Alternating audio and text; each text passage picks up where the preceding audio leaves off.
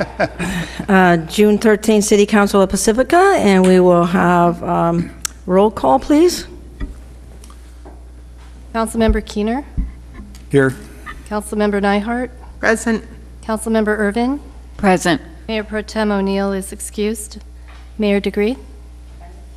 We have a salute to the flag by Councilmember Neihardt. Please rise.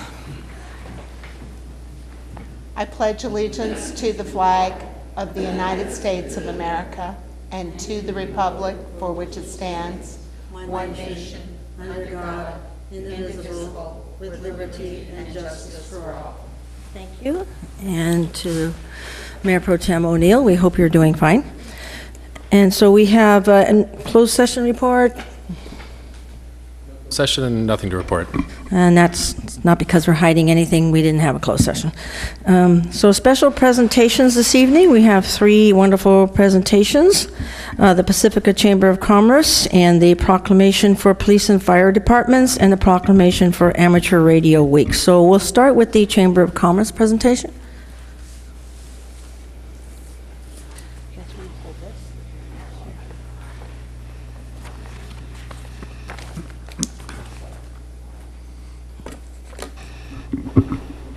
Good afternoon, or evening, I should say, and thank you for being present, even though there's a Warriors game tonight. I think it's Warriors, isn't it? The score was tied at the end of the first quarter. Anyway.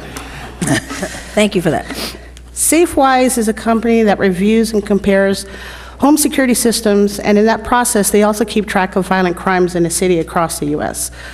According to the report and the report from the backgroundchecks.org, Pacifica was ranked as one of the top 50 safest cities in California for 2015. That is out of 482 cities in the state of California. Pacifica's violent crime rate is 55% lower than most cities in the U.S., and its property crime rate is half of the national average. With the negative media attention that police officers, sheriffs, and highway patrol officers received last year, and communities holding protesting events all over the country over officers-involved shootings, there was very little good news about or for law enforcement in general. In some cases, good officers became human targets for bad officers' behaviors. On one recent occasion, one of our Pacifica officers was in that same situation, but he did not shoot first. After being shot at in the dark along Highway 1, our officer took the old-fashioned approach and tackled the assailant to the ground, and shortly thereafter, backup arrived, and the assailant was arrested. That assailant had shot 2 people multiple times in the head in La Honda.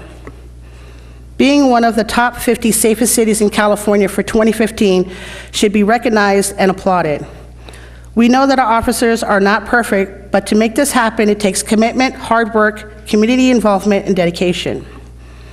Along with that, Pacifica Chamber of Commerce recognizes that in 2015, the state of California was in severe drought. Cities and counties all over California suffered from extreme and devastating fires. The city of Pacifica was very fortunate during this time. Yes, we did have a couple of fires, one 2-alarm fire in the hills near Fairway Park that burned 45 acres, could have been devastating. With a city that's only 6 miles long from end to end, it wouldn't take much or very long for a serious fire to destroy what we have here. With an El Nino year now in our rearview mirror, we also appreciate all of the efforts of our rescue teams that pulled a number of people from the rough currents of our coast. We did lose a couple of people, some, but there were that many or double that were saved.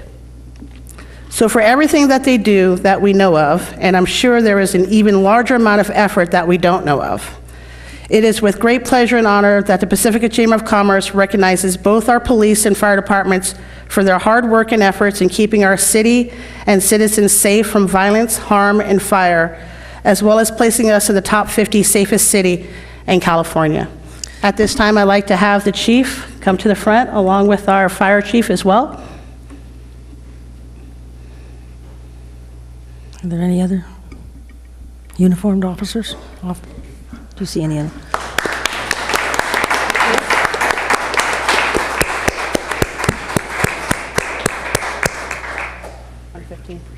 Thank you so much. I also would like to thank you. Don't leave.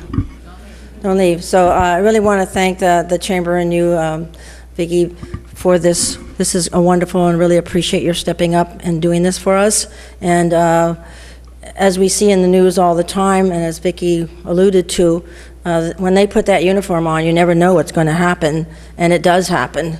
And today in not New Orleans, but Orlando, the community was saying how grateful they were about how quickly the men in uniform and the women in uniform stepped forward and took care of them. So it was very heartening to once again hear an appreciative community of what these men and women in uniform do. So the city also has proclamation for you. Are there any other police or fire in the room? Over here.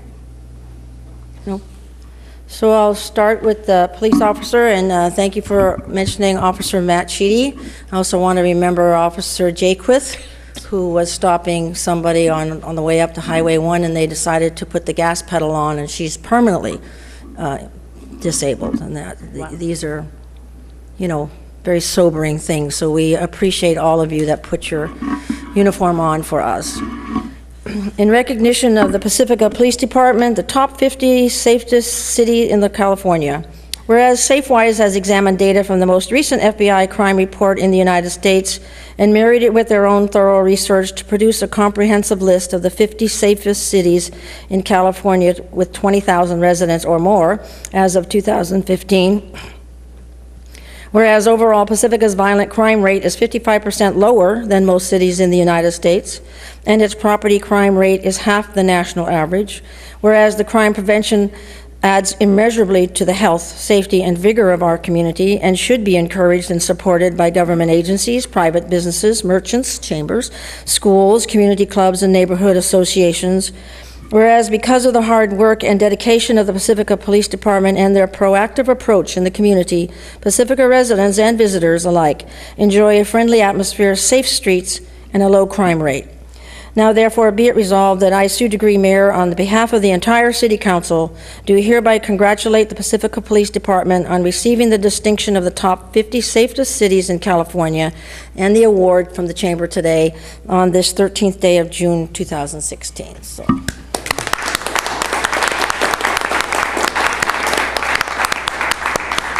we will gather for pictures in a minute. Perfect. In recognition of the Pacifica Fire Department, top 50 safest cities in California, whereas SafeWise has examined data from the most recent FBI crime report in the United States and married it with their own thorough research to produce a comprehensive list of the 50 safest cities in California with 20,000 residents or more as of 2015, whereas loss of life and destruction of property by fire can be reduced by focusing public attention upon facts about fires and fire prevention and fire education, educating the public on how to prevent fire and how to react should it happen. Whereas because of the hard work and dedication of the Pacifica Fire Department and their proactive approach in the community, teaching citizens appropriate fire safety behavior to eliminate fire hazards in their homes, places of work, schools, public buildings, and other places of public assembly, Pacifica residents and visitors alike enjoy a safe environment. Whereas the combined efforts of the Pacifica Fire Department helps reduce the incidence of fire and thus reduce deaths, injuries, and property losses. Now therefore be it resolved that I, Sue Degree, Mayor, on behalf of the entire City Council, do hereby congratulate the Pacifica Fire Department on receiving the distinction of the top 50 safest cities in California and the award from our chamber, done this 13th day of June 2016.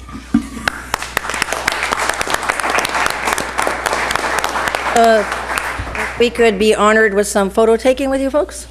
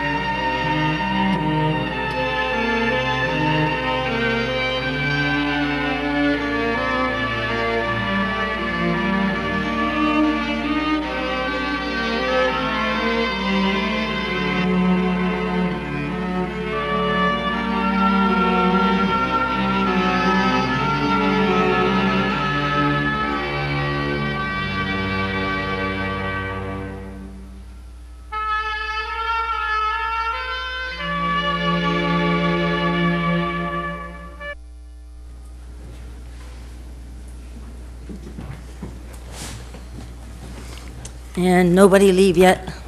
We have some lights. So Councilwoman Nyhart, please. Yes, first of all, I just want to say my personal congratulations, and it was awesome when that was announced.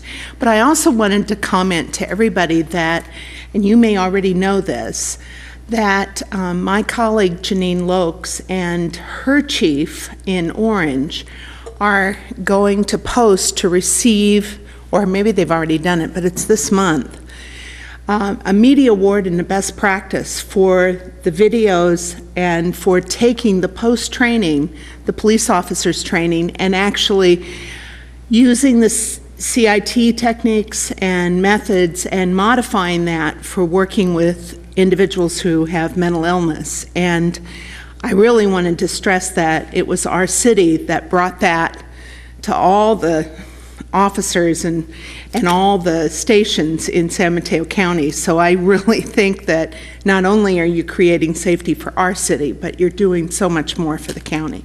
So thank you. Thank you. Councilwoman Urban. I, as well, just wanted to thank you. These are pretty amazing statistics, and you and the fire and police department both shine so extraordinarily, and I'm so proud to have these departments in our city. It's really amazing, and it was just interesting this past weekend. Saturday, I went for a run, and I saw the police and fire on Higgins trying to help a bike rider, and then I was driving home, and I saw the fire and the police on Highway 1. There was an accident there, and then I drove over Roberts Road, and there was a fire at the assisted living facility, and it just reminded me of how incredibly busy you are and how much you do for our community, and you're there every single second that you need to be there, and I'm just absolutely grateful to you and all of our fire and police across our country. You know, I have to say, with what happened in Orlando over the weekend, it is just really incredibly sobering what we need to deal with, and I'm absolutely grateful for the services of our fire and police in Pacifica and throughout our country. Thank you. Thank you for that. So thank you again, and for all the officers and the firefighters out there, men and women, and to our injured ones in particular. We may not see you, but we don't forget you. Thank you.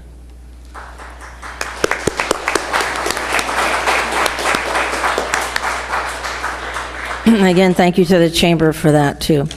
And the next one is proclamation for Amateur Radio Week. Somebody from the amateur radio folks? It's kind of hard to see out there. Anybody from amateur radio? They're listening in on their radios? I do want to read it because they're extremely important people. For those of us who were around in the 1989 earthquake, that was, for some, that was the only way that families could connect, was through knowing someone that had an amateur radio. And I'm sure you hear all kinds of stories of people being lost in the wilderness, too. And so the amateur radios all throughout history have been such a support for mankind. And even coming up here in July 23rd, Parka has its extreme bicycle event, and they are on duty and very helpful to making sure people don't get sunstroke or lost out there when their bicycle breaks down. So we're very, very grateful. Whereas the Coastside Amateur Radio Club and its affiliated Amateur Radio Emergency Service and the Radio Amateur Civil Emergency Service have been and are prepared to provide emergency communications service to the residents of the City of Pacifica. Whereas the Amateur Radio Fraternity has made many contributions to the development of electronic communication, whereas the Amateur Radio Relay League is a national organization representing the Amateur Radio Fraternity, and whereas the Amateur Radio Fraternity annually during the fourth weekend in June demonstrates its capability of setting up and operating its equipment under emergency conditions. Whereas the Coastside Amateur Radio Club holds this demonstration in Pacifica on Sweeney Ridge at the San Francisco Bay Discovery Site. Now, therefore, I, Sue Degree, Mayor of the City of Pacifica, do hereby proclaim the week of June 20th through June 26th as Amateur Radio Week. in the city of Pacifica in honor of the members of the Coastside Amateur Radio Club who have our safety in mind at all time. And in an emergency, because our school systems, we have both elementary, well, it isn't just elementary and high school, it's because of our geographical area. The school systems have worked out that the schools in the southern part take care of the high schools and the elementary schools and the special needs kids from the county, and the same for those in the north. So they work with the Amateur Radio Club to make sure that everybody's child, that's whatever age level and whether they're in the county system or our own elementary or high school system, are cared for during such emergencies. So we owe them a lot, and I also learned that you don't have to learn the code anymore to do this. Keep that in mind. Okay, so onward. So we have consent calendar, items 1 through, there's a lot on here, items 1 through 7. I will just read the titles. Approval of disbursements, approval of minutes, request to transfer encumbering revenues from parent fees in the State of California Child Development contracts, contract with Larry Walker Associates for the Clara Creek Water Recycling Plant, National Pollution Discharge Elimination System permit renewal. Resolution of the City Council of the City of Pacifica authorizing submittal of application for payment programs and related authorizations in connection with the Cal Recycle Payment Program. Number 6, adoption of resolution authorizing the purchase of a VACCON truck from Municipal Maintenance Equipment Company. And number 7, authorization to sell surplus vehicles and equipment. So we have Councilwoman Nyhart. I said, Did I forget something? I have a question about number 6. Okay. And Question. I Want to could- ask that question? do you want to Second, start with the and question? I have a comment too. So I have a question about the VATCON truck. Okay, don't trip, don't trip. And then we have 2 more lights, are they I was just going questions to do a also? second, but I had a comment. Okay. Thank you, go ahead. Hi. So basically, I want to know sort of 2 things. One is, why does it cost so much? And number 2 is it the VATCON on the back of the truck that wears out, or the truck is wearing out, or both, or what? The existing VATCON that this particular equipment that we are proposing to purchase will replace a 14. 2005 model, so it's been used for about 10 to 12 years. 10 to 12 So it's years. totally worn out, and plus, as you know, being by the coast, our equipments don't last long. You know, rust develops really quickly. But for this particular vehicle, it's it's used so much, especially in responding to spills. That's the reason why it's important for us to have a reliable vehicle or another equipment that would, address those, so we can respond quickly to emergencies such as a sewer spill. And why does it cost so much? Well, it's a special equipment that allows you to do a number of things. It not only has the sucking capability, it also has a water tank that allows us to also use it for digging purposes in the event that we have to replace a broken sewer line. It's a specialized equipment, and Okay. I actually had the opportunity to look at it in functioning and get a good look inside. It was very impressive. Councilman Keener, I had the same question when this item was brought before me. That question went away when I actually saw the truck in person and saw the sheer amount of moving parts and individual parts that are on the back of this very large truck. And so it is a very complicated machine, and I can see why it's subject to wear and tear, and I can see that if there's a repair issue, it's going to take some time just sorting through all of those moving parts just to get to the problem. I would invite you to come down to the wastewater treatment plant and take a look at these trucks for yourself. And I'm sure Director Ocampo and Interim Director Gervin will be happy to show you the hardware. But I had the same Take question. you up on that. I'll take you Okay. up on that. I'd love to see that hardware. So, Impressive. but I had the same, that's why I had to come up here. I had the same question until I saw the truck, and then that question just went away. Good. And you're talking about a lot of gook in there, too. Well, we were talking about I tried to avoid that. Well, when you're watching it doing the job out in the street, it was very impressive. Was glad all was going through there. So we have two more lights. Councilwoman Nyhart? Well, I'll follow up with that since it didn't faze me because a combine for a farmer individually will cost $500,000, so I get it. And I've also seen it work personally in our neighborhood, and it's quite dramatic. So I know the wear and tear that it's going to be taking every winter, particularly, but throughout the year. Throughout the year. Yeah. So I was going to move approval of the consent calendar. And I just had one comment about the minutes. Do you want to on- second it for? I second it as well. But on packet page, can't see without my glasses, 15, it states that I said that I attended a legislative committee meeting where they discussed transportation issues and bills. And then I added that the best part of the meeting was to be present for the celebration of her term. I didn't say her term, meaning my term. It was Mary Ann's term. So I just wanted that to be corrected in the minutes. I was never chair of CCAC. So I And just you wanted caught- to correct you that. caught that. Thank you. That's right, a little embarrassing. Well, thanks for catching that. That's right. I read right through it. Okay. Okay, so can we call for the vote, please? And that passes with all present, and Mayor Pro Tem O'Neill is excused. So we are down to oral communications, and I have a lot of yellow cards. So we'll start with Dinah Verby, Mary Caven, I think, and Mary Ellen McDonald, and Nancy Morrison for the first four. So Dinah Verby, Mary Caven, Mary Ellen McDonald, Nancy Morrison. Thank you for coming.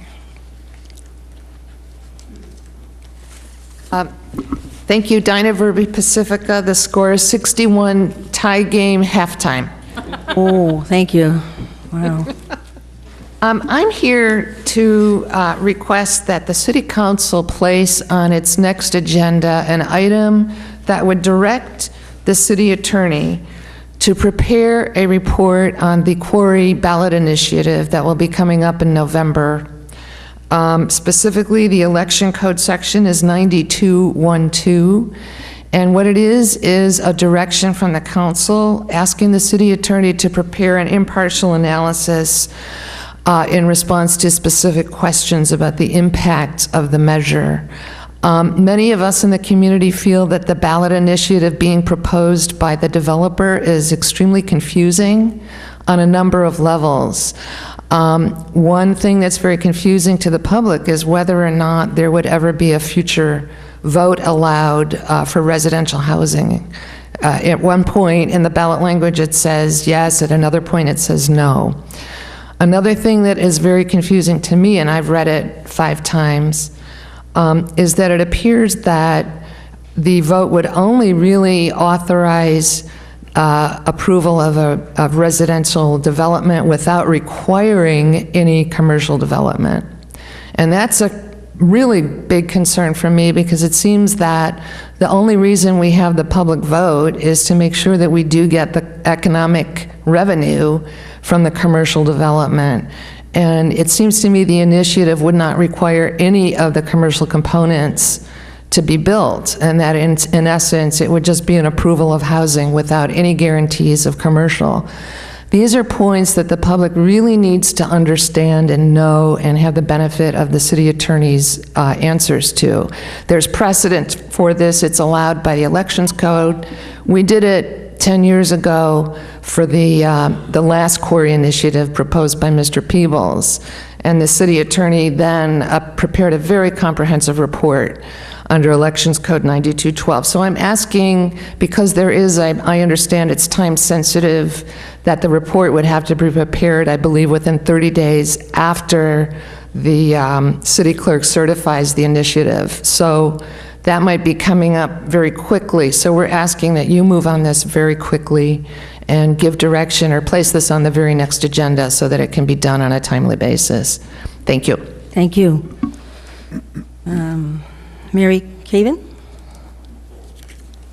Actually, I'm here for the same reason, and she very well covered it for me. I've been here also for 25 years, and I went through the Measure L before with Peoples. And I just think that a lot more information needs to be imparted to the public here so that we can make a good vote on it come November.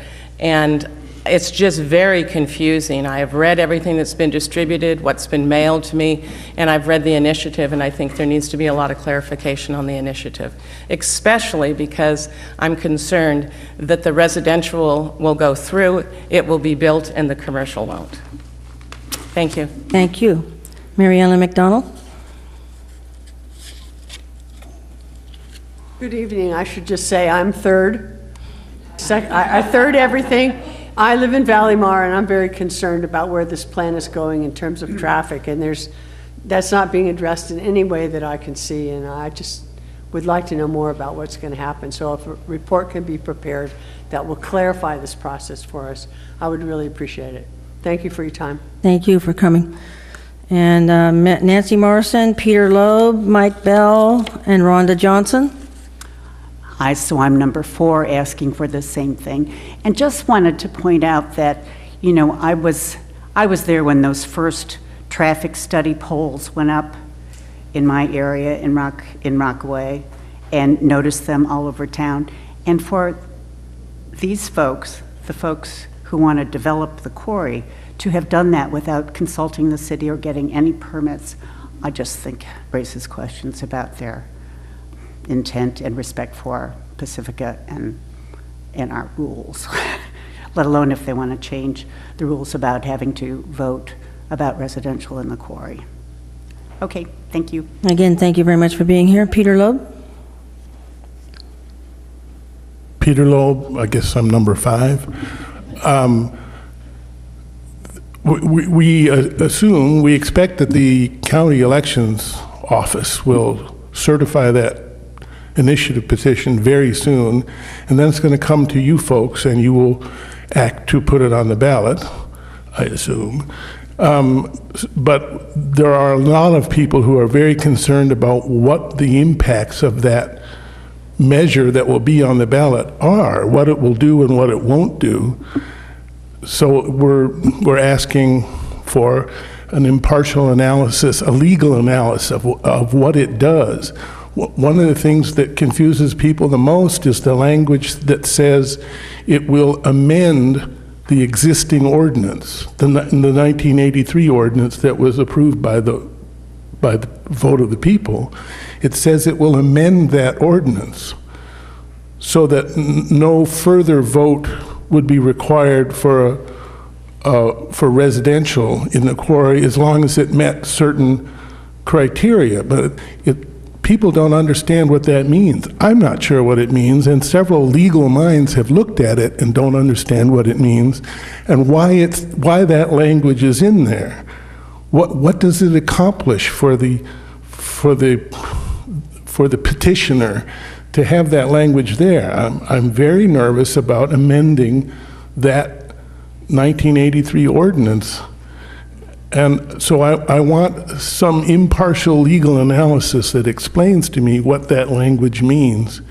There's also a lot of confusion about what a yes vote does, that it clearly approves a rezoning that allows 206 residential units, but that's happening without any environmental review or any specific project. You're not voting on a specific project, and that's what people don't seem to understand. You're voting to allow 206 residential units, but that's all.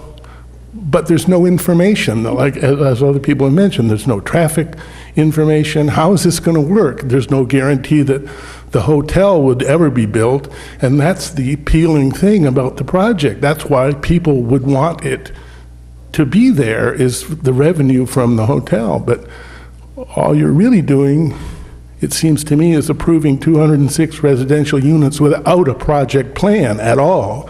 That's why we're concerned about having some impartial analysis of what the measure does and doesn't do. And I also want to thank you for your service. You may probably be wanting to be watching a certain sporting event, but I'm glad you're here, and thank you for doing that. Thank you.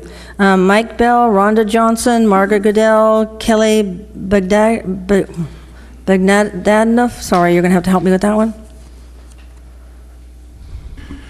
Boy, that was an understatement. I'm recording the game. Mike Bell, Pacifica.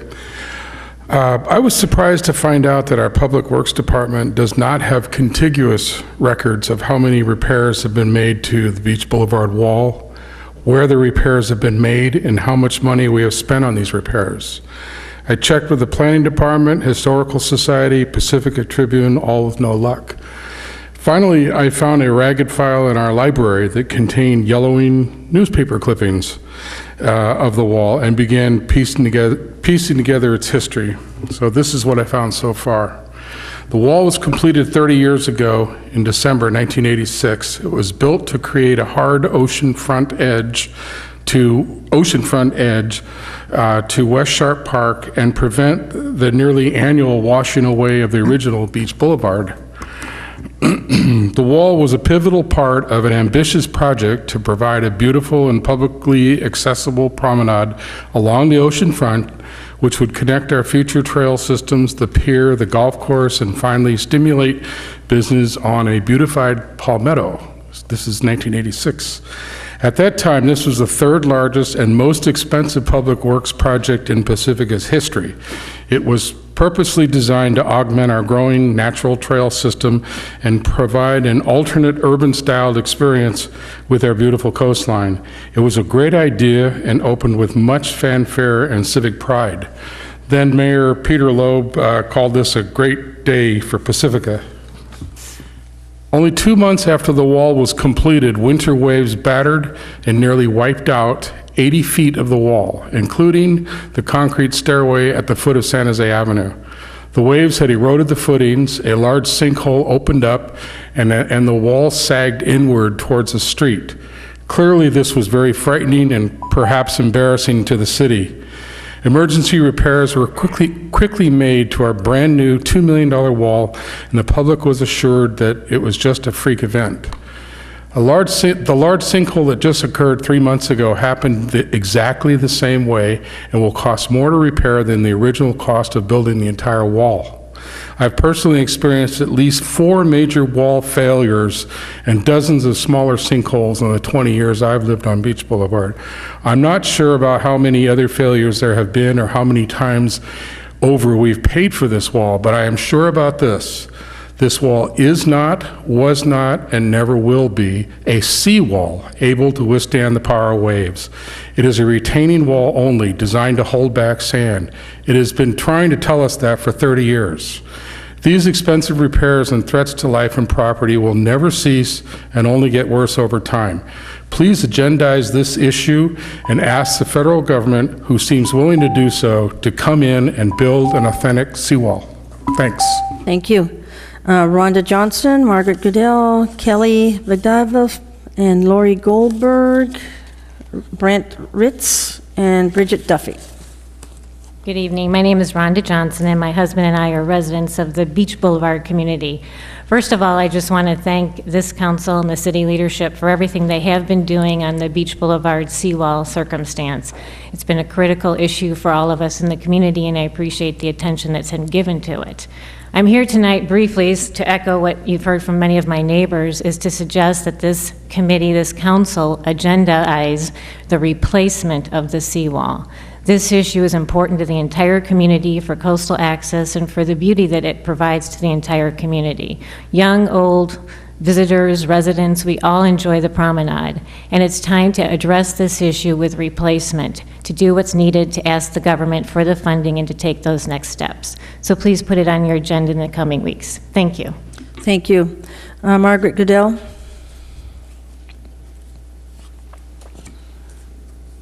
Good evening. I'm here about the quarry, which appears to be headed toward a vote in November. I ask you to require that the city attorney prepare a report as allowed under the California Elections Code 9212. I would echo Dinah's statements, because as voters, we need information from an unbiased viewpoint, not just the developer who stands to make money when maybe none of the rest of us will. We need answers to those many, many questions before we vote in November. This is a thoroughly confusing mishmash of an initiative. It replaces a paragraph in our code with 3 or 3.5 pages of new confusing information. I have just a couple questions. First, why is there no height limit for the hotel and the bungalows? Those bungalows are going to be each twice the size of my Lindemar Rancher. Bungalows? Why no square footage for the housing? None. We have a height limit of 4 stories, but we have no square footage. Is the city really expected to change our general plan and our local coastal plan to satisfy the purposes of this single developer? What will the increased cost to the city be for our needed infrastructure changes, improvements? And how much money, and probably city staff can't answer this one, but how much money has been spent to date to convince all of us that this new plan is good for Pacifica? We need some answers that we don't have. Thank you very much. Thank you very much. Kelly, can you help me with your name, please? Sure. Good evening, Council. Kelly Bogdanoff. Thank you. And I'm here to speak about the seawall north of the pier. Since the seawall was built in the 80s, it seems like it has been repaired many times. And because of its substandard design, the repair costs continue to pile up. Even after the current round of repairs are finished, the seawall's lingering vulnerabilities will continue to put 2 integral components of Pacifica's public infrastructure at risk. First, the fabulous promenade would remain at risk. It's enjoyed by thousands of Pacificans and people outside of our community. The promenade maximizes access to the coast for everyone, including older residents, those with disabilities, children, just as the California Coastal Act envisioned. For example, yesterday I saw an elderly man with a cane in each hand walking along the promenade. Separate from that, I saw a woman towing her oxygen tank. They were simply enjoying our beautiful ocean, our sea life, getting some exercise. They can't access a sandy beach or trails. They rely on that promenade. It's an incredible public asset worth protecting. The second component of city infrastructure that would remain at risk with the existing seawall are the underground utilities on Beach Boulevard. A major sewer line, water, electricity, gas. Certainly you know how important these are to West Sharp Park. The City of Pacifica has an unusual opportunity to pursue significant federal and state funds to replace the substandard seawall with a stronger, properly built seawall that can sufficiently protect public infrastructure, not just for the near term, but for decades to come. Because of last winter's severe seawall breach and other El Nino damage, Pacifica has the attention and the interest of federal and state agencies, along with federal and state officials. But it takes a positive, affirmative decision by this council to move forward and request federal and state funds. I respectfully ask that you include the replacement of the seawall in an upcoming council agenda. Thank you. Thank you. Lori Goldberg, Brent Ritz, Bridget Duffy, Anita Reese, and anybody else? Hi, Lori Goldberg. I'm here to also, I feel like we need an unbiased report, as mentioned earlier, about the quarry initiative, because a lot of people, People were signing the petitions. They were told it was to preserve the quarry, it was for open space. But according to the petition that I have here, that I've had sent to me and whatever, it says this vote requirement for any future rezone, which includes a residential development in the quarry, that there would be no public vote requirement for any future rezone. We need to have that clarified. What is this about? What is that measure going to be about in November? It also mentions about including setbacks at least 100 feet from Clara Creek. I heard the setbacks were supposed to be 300, so now they're trying to change the setbacks to 100 feet. I agree with Margaret. Well, I went to a meeting that the developer was supposed to have at Nick's, and I went there, and one of the people that was paid by the developer, I'm not exactly sure who exactly he was, said the 206 multifamily units would be apartments. Now, we need clarification on that. Is there going to be housing? Is there going to be apartments? How big are these apartments going to be? How many people are going to be living in there? How many parking spaces are going to be allowed for each person? How many cars does that include on our roads and in that area? That needs to be clear. We need a lot of clarification because this is just too confusing. I agree with Margaret. 2,500 square foot bungalows. I live in a house that's about 700 square feet, 800. That to me, I consider bungalow. I do not consider 2,500 square feet a bungalow.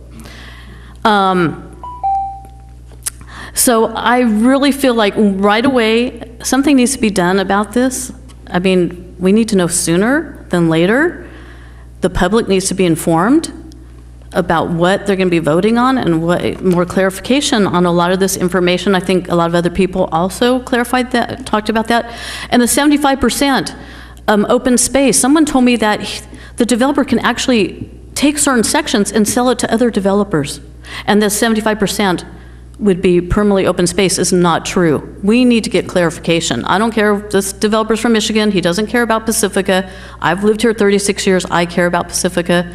A lot of other people do, and I really hope that something happens about this so we get more information and more understanding on what is really going to happen if we're going to vote on something in November. Thank you. Thank you. Brent Ritz, Bridget Duffy, and Anita Reese. Hi, good evening. Brent Ritz, again, council. I think tonight I might even be at a loss for words as my neighbors showed up. Alas, I actually have thought of a few things. Last week we met on June 6th, which was Monday, and a number of people brought up a number of items. Outside the wall was a retaining wall pretending to be a seawall. So this is certainly a major thing to think about. But a couple other things sort of came to my mind to a certain extent. I actually live there on the corner where that damage actually occurs on Santa Maria and Beach Boulevard. And it's actually the point where the damage occurred in '86. One of the things that even if we have a big storm, and anybody can go check this out, is that's actually where all the water goes over and floods down because it's the highest point. And it moves probably 300-400 feet down the road. Okay? If that wall wasn't there, all the surrounding properties would get nailed by excess water. That's exactly what would happen. There are storm drains there. Water does what it does. So I don't think it's really a choice in this thing. And then one of the other things that was brought up during that meeting, apparently many, many years ago, apparently decades ago, one of the prior councils allowed or didn't repair some section of the city, and all the surrounding properties that were not near the repaired section got damaged by the waters that came in. And these are things that occurred many decades ago, so I don't expect everybody to have memories here. And one of the things that sort of came to light is that everybody brings up these rising tides and all these other issues. Well, the wall was damaged in '86 right after it was built. Same exact problems. I think the thing that bothers me most, though, if you look at the original cost of the wall, not even adjusted for inflation, you're talking about $2 million. I extrapolate the numbers of this wall as far as just getting the job done, whether we can get federal funds and gap it with some sort of financing.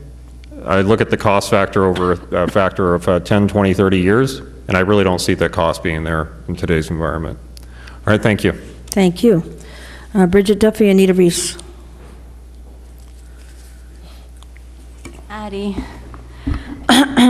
Well, before I forget, I just wanted to say about that seawall. I think that people are starting to get real concerned, but I remember seeing a few of your faces at this seminar that was put on recently about climate change, and they talked about the seawall option, and they talked a lot about that seawall option probably not being the best option.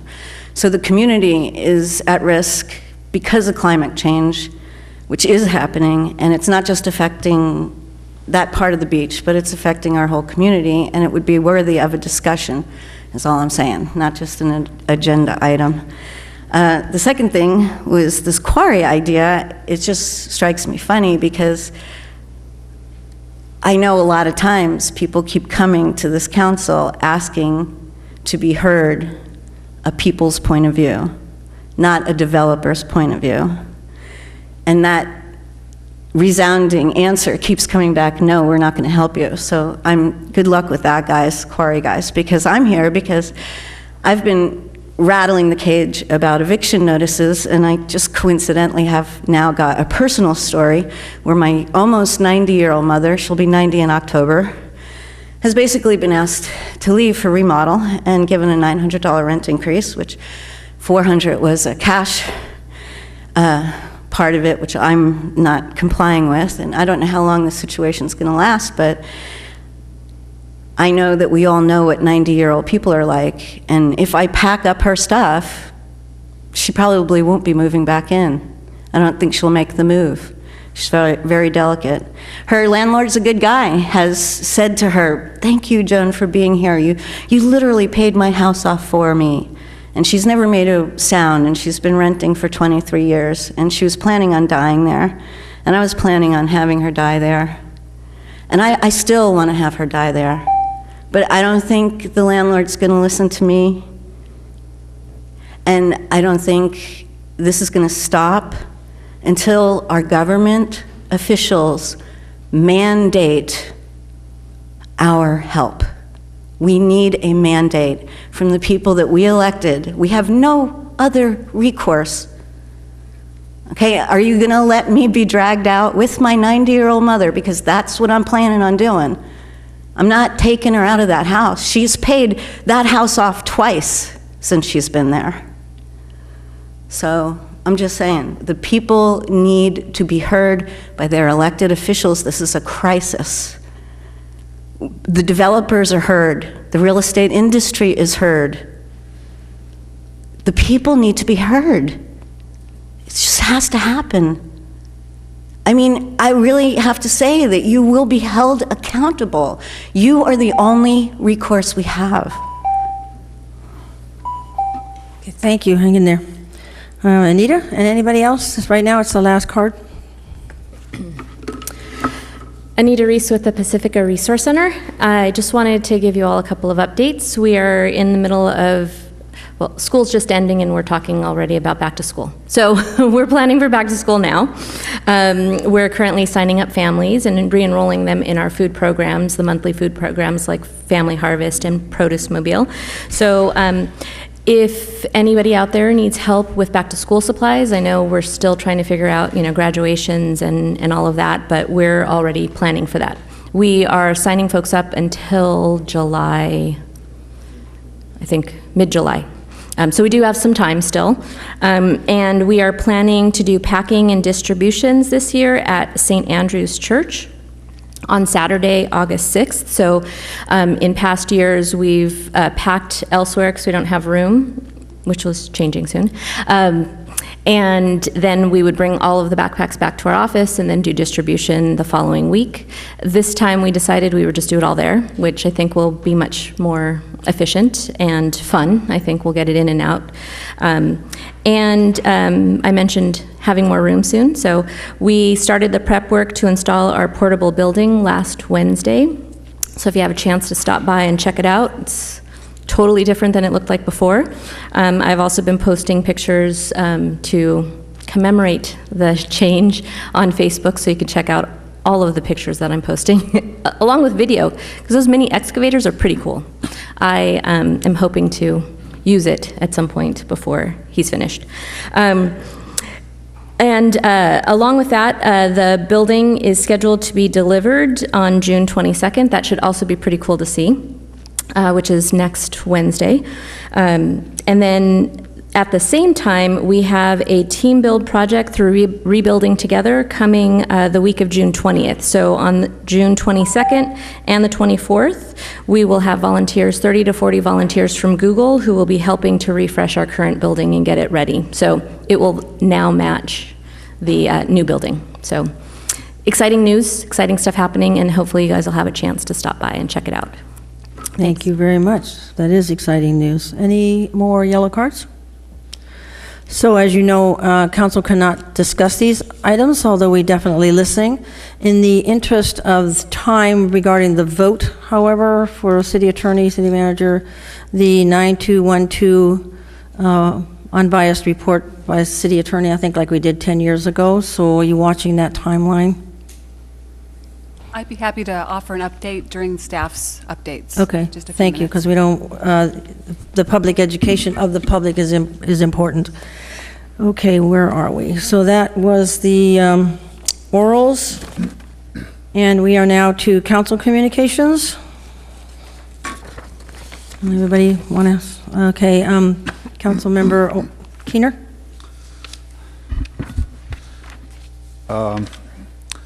Okay, so I attended the Peninsula Clean Energy board meeting once again. This time, item number one was a $12 million loan from Barclays Bank, and so that the board passed that, and it's secured by $6 million from the county, and that loan is for startup expenses for Peninsula Clean Energy, and a reserve for their payment scheme to the power provider. And by the way, I think there may not be anybody that doesn't know what Peninsula Clean Energy is at this date, but it's it's a sort of a cooperative utility that will launch in October, countywide.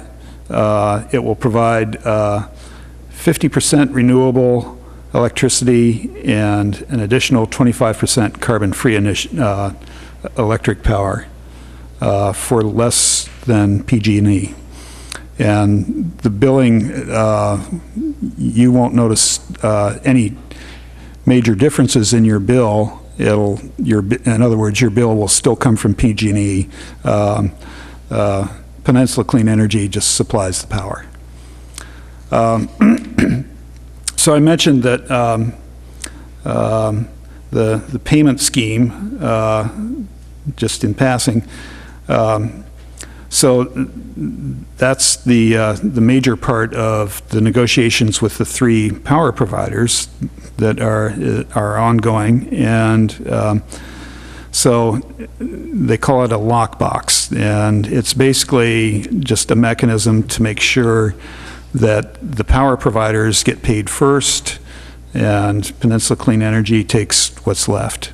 And the reason that the power providers are insisting on this is just because Peninsula Clean Energy is a startup. It has no track record, has virtually no assets other than, a $6 million collateral issued by the county.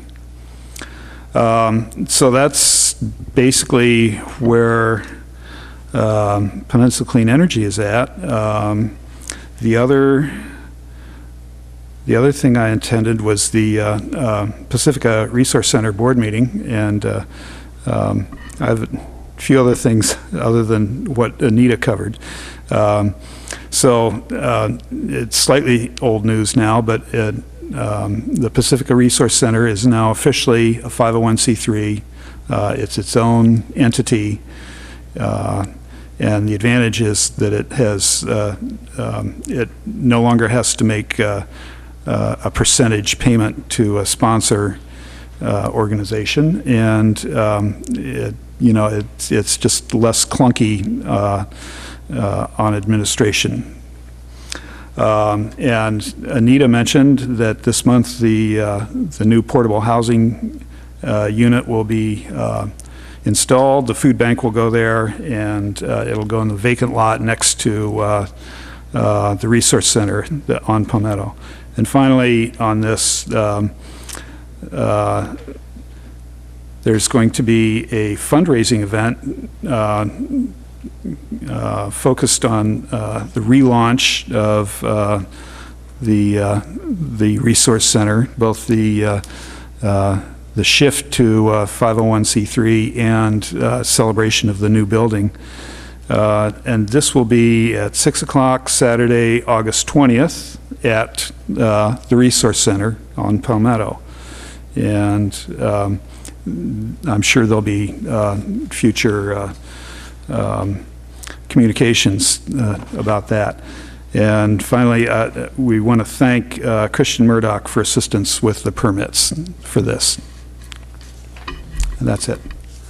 All right, thank you, Councilwoman Nyhart. Yes, I just was looking to see if there was an update, because we passed at the Transportation Authority a budget without, well, we don't know what the state's doing at this point in time very clearly. So we continue to anticipate cuts, and we passed a budget with those cuts included. We certainly are able to revise if that happens, but that's all dependent on our outside funding.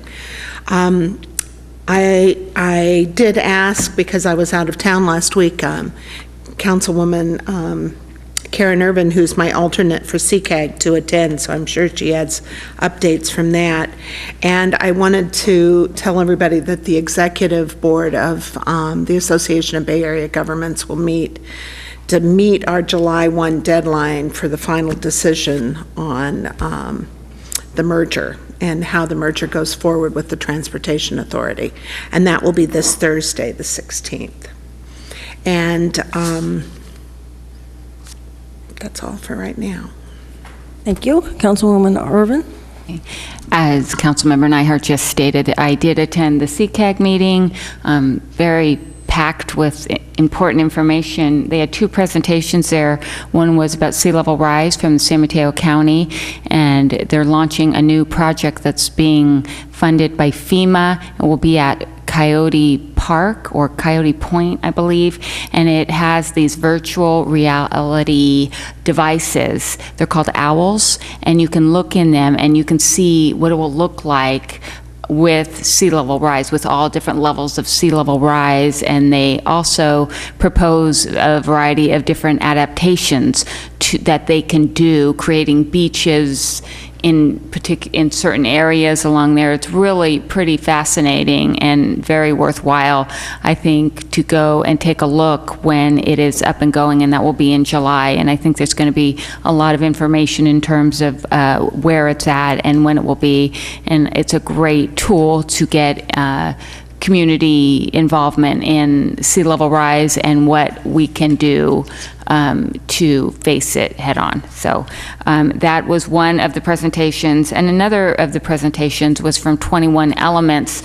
This is an organization that was put together through the San Mateo County to help come up with a variety of different solutions for our housing issue. They help help cities put together housing element programs, and now they're trying to work with different task force. For instance, we have the San Mateo County Housing Gap Task Force, and they in June are coming up with a variety of recommended action items about what to do about the housing dilemma.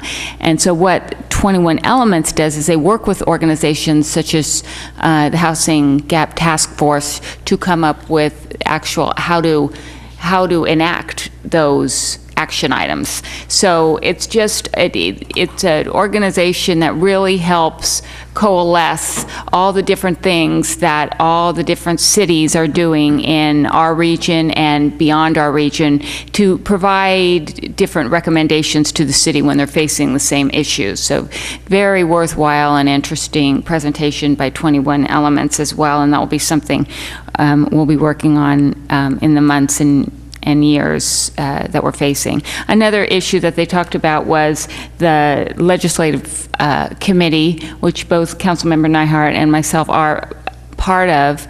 A group of the committee went to Sacramento, and they talked about a variety of issues. Most importantly, I think, was the whole issue of transportation and our congestion that we're facing in the Bay Area and what we can do about it. And unfortunately, this year, there isn't a lot of support from the governor for money for transportation, but we have to keep pushing and making them understand what we're dealing with in the Bay Area. It's interesting, one of the problems that we're having is that because we are such an enriched area, we are doing well financially, economically. They think we don't need the help. They don't want to put the money towards this area because we have Google, we have, all these big organizations, so they don't really necessarily consider us for funding, but yet we are supporting the rest of the state and putting up with the brunt of the traffic congestion issues. So more and more, we just have to really engage the businesses in the area as well as our government. And so lots of interesting conversations revolving around our congestion issues and and housing issues and what we're going to be doing going forward. And other than that, I also attended a Pacificans Care meeting where they thanked their supporters and talked about the variety of different nonprofit agencies in Pacifica. And I just really wanted to thank those nonprofit agencies, including the Resource Center and Child Care Services, Senior Services, the Youth Service Bureau, that do so much for our community members. They're really amazing organizations and a group of people supporting those organizations. That's it. Thank you. Councilwoman Neihardt? I just wanted to make one comment about what Councilwoman Irvin was saying, and that is that 21 Elements, actually the City and County Association of Governments received statewide recognition for 21 Elements because we have one of the few organizations that takes the planning piece and actually does something for the county as well as all 20 cities to enact the changes, to enact what recommendations might happen, and that doesn't happen across all counties. So that's why they received a special award, because we're trying to move forward with something very different, as a different approach, because the housing crisis affects all of us in a variety of ways. It is not, hiring and then the infrastructure around just being able to, maybe we have Google today, but how long can we afford to stay this way? The other thing I did want to say is we've had Memorial Day in here before that. Did we thank people for all of that? I can't remember. Go for it. I think so, yeah. But just wanted to say that the veterans, the American Legion and all of our veterans organizations did an outstanding job, and I wanted to thank them for the memorial service and for the day at their I had a great time with the American Legion and our VFW in town. Okay, my turn. I'm happy to say that Pastor Nibby of the Lutheran Church on Seville is having a specialist educator on the Constitution. So I'm very thrilled, and that we'll have more information on that. I'm looking forward to that. Some of the happy things, and then my more vitriolic responses to other things. The PCT did have their award ceremony, and Councilwoman Irvin was one of the awardees. It was another great community, seeing the community in action and the small businesses and all the folks that contribute to their community here in our community, and along with Pacifica Cares was a similar situation without awards going on to it, but it's always very, very helpful to realize what other folks in town are doing for us. So those were the more pleasant things. Okay, so the things that are really getting me is and they all seem to be tied together even though there's years apart. The airport noise, I have been trying to put together a letter. I've been ripped it up several times because I was on the border of being, as I say, very vitriolic, and I'm trying to be peacemaker rather than problems. But I was actually fortunate that I tore it up several times because something new keeps happening. So things there are bad, actually, because of the 1990 Airport Noise Capacity Act. And just to read a little bit out of that, if my phone doesn't die. It sounds very good. These things sound really good, that you're going to take care of, and they're supposed to be at stage 3, which means your aircraft is pretty quiet. However, the bill was slipped into a must-pass omnibus budget bill in the Senate in the last days of the Congress, thus precluding debate in the House, which means that your elected representatives couldn't say anything, and that was in 1990. And we are suffering from that at the moment. However, I'm optimistic. But then I find out that the governor I guess it would sound like maybe being a benevolent dictator, has decided that affordable housing is important, and so he's pushing a proposal right now. I don't know, I've been very busy today, I don't know if it was actually voted on by our Sacramento legislators, for the housing right. However, I urge you to Google that, the governor's housing right proposal. It's all for affordable housing until you get into the nitty-gritty. And I think when you get into the nitty-gritty, unless I'm crazy and I'm missing things and I'm paranoid, you as an individual will have no right to say anything.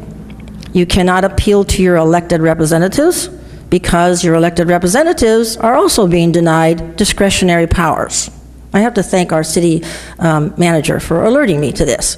It's May, grandchildren are graduating, having in swim meets, I'm really busy at work, we have all these things happening. So I really urge you, it's called the Governor's Affordable Housing Right, or Housing Right. Read it carefully because this is what I see. You, the individual, you are losing your right to free speech. You are losing your right to assembly. You are losing your right to approach us. We don't have anything we can do about it. We have discretionary powers that are now gone if this passes. So it sounds like a benevolent dictatorship. It's like, okay, I'm going to force affordable housing, and the rest, all of you residents, citizens, can't say anything. Governments, you're losing your powers, and it's going to be for 30 years. And in the meantime, nothing was done when people were in here being displaced, and we couldn't continue to have, it's been stopped. How long are we still waiting for some conversations? These people are under, what do you call them, freeway places, in camps. And part of the reason why I was almost late today is I ran into a veteran from Pacific Skies Estates. He's homeless. So I am not a happy camper, to say the least. The other thing, some of that information about the quarry is also annoying. And then when we find out that poles are being up and they haven't gone through the city, and you know, the public, your individual voice as an American citizen, you have a right to free speech and assembly. And you have a right to elect representatives. And the representatives have a right for discretionary powers. That is going. So we really do need to be extremely vigilant. And I'm very happy that people come here and urge us to be concerned about the law that allows you to have an unbiased report. So did I cover all of my moanings and groanings? I think those were the major ones. Yes. I think I'll let it go at that. Okay. So now we are at staff communications. Maybe we'll have some good news. Good evening, City Council. My name is Lori Tinfo. I'm the city manager. To follow up on the question about the quarry initiative coming forward to you, we have that scheduled for your next meeting on June 27th. We've been notified by the county that the signatures have been validated, and so we can now proceed with scheduling that for you. We are very keenly aware of the 9212 impact report, and we've looked at the one that was prepared for the previous, I guess, 2006 initiative. We'll be prepared to bring forward on the 27th a recommendation for moving forward with an impact report and to get your direction on that. To follow up on one of the items that the mayor shared, the governor's proposal, it's a by right housing proposal, so if you do Google it, that will probably get you the right link. It's tied to the budget process at the state level, and my understanding is that there's a vote on June 15th on the budget, and we'll know more after that whether this is something that's going to be real in the near term or not. And I am tracking it and happy to keep you all apprised. Please do. There were some traffic data gathering devices out and about in the city the last few days. I've gotten questions from some members of the public and from one or two of you. Those were put in place by the quarry owner to gather traffic data. We were not notified, and they didn't come in for an encroachment permit like they were supposed to. The devices have been removed today, and I'm not sure what their plans are with that data other than to use it as part of their traffic impact information. But anyway, that's what I know about that, in case you're getting questions. And then last but not least, I thought I would alert the public that after our next meeting on June 27th, the next time we'll be getting together is July 9th for our hopefully final goal-setting session together. And that's a Saturday. We will get together starting at about 9 o'clock and have the session start at 9:30, and it will likely be all day. So for those in the audience or watching us from home who'd like to attend, they're open to the public, and we'd love to have people join us. It's going to be at the police station. The police station? Thank you. So now we are at public hearings. We are on item 8 and item 9. Item 8, conduct public hearing and adopt the resolution confirming the annual report from the Pacifica Hotel Business Improvement District, approving the program of expenditures and assessing the levy for fiscal year 2016-17 at the same rates levied in fiscal year 2015-16 without change. Proposed action, adopt the resolution confirming the annual report of the Pacifica Hotel Business Improvement District Advisory Board and continuing the assessments levied in 2015-16 without change in this year. We have oh, there you are. Thank you. I'll speak briefly to this report, Madam Mayor and members of the City Council. My name is Ann Stedler, Economic Development Manager. You are familiar with this item because it was first initiated in the City of Pacifica in 2005. We're now entering the second decade where this business improvement district has been established by the hotel owners in Pacifica to support the marketing of hotels for purposes of increased occupancy, increased visitor and leisure tourism. I want to comment that this is allowed under state law as a way that businesses, whether organized by geography or by type of business, can initiate assessments of themselves to do common marketing or joint efforts on behalf of themselves as a group. In Pacifica, we've had great results from the bid, and by that I mean I want to call your attention primarily to the business and travel writer program that was initiated in 2012. And certainly we believe that the robust increase in occupancy and in room rates that we've encountered since then has been a result in part from the travel writers. It also, of course, has been a result in part from the robust economy that we've had and the increase in hotels operations across the country. But we give a lot of credit to the travel writer program because in Pacifica, we're trying to increase market share for our town, and this is an important step to take. Vicki Flores, who is the CEO of the Chamber of Commerce in Pacifica, is here to comment on the proposed program for this coming 16-17 hotel bid. Thank you. Thank you, Ann. Council members, you have the packet that was submitted some time back. Again, like Mayor Sue DeGrees stated, there are no proposed changes, but I do want to go over the projected cost and project plans. So the projected cost for activities Pacifica Hotel Improvement District for July 2016 through June 30th, 2017 2018 are $93,000. The project that we're looking at completing during that time period and the overall cost breakdown, we're looking at $27,000 for public relations and marketing. So we do have an outside agency called Hook, Line, and Thinker that we've been working with several years, who has been doing a wonderful job for us. Such things as getting us radio spots on KGO radio as early as a month ago. And then the marketing is done globally, so it's not just done here in the US. We do get some free sponsorships from this agency through other organizations like Alcatraz that allows us to get additional exposure around the globe. The managing agency is, of course, the Chamber at $35K. We're looking at pocket-sized visitor guides for $6,000. It's really nice to have the actual trails and maps, but we have a lot of visitors that just want to have something small in their pocket that they can take as they're traveling throughout the city. So we're looking at putting something like that together. Another project is Pacifica Kiosk in Rockaway Beach area. And I'm sure you've all been down there and you've seen that kiosk, and it's looking a little tired and a little dated.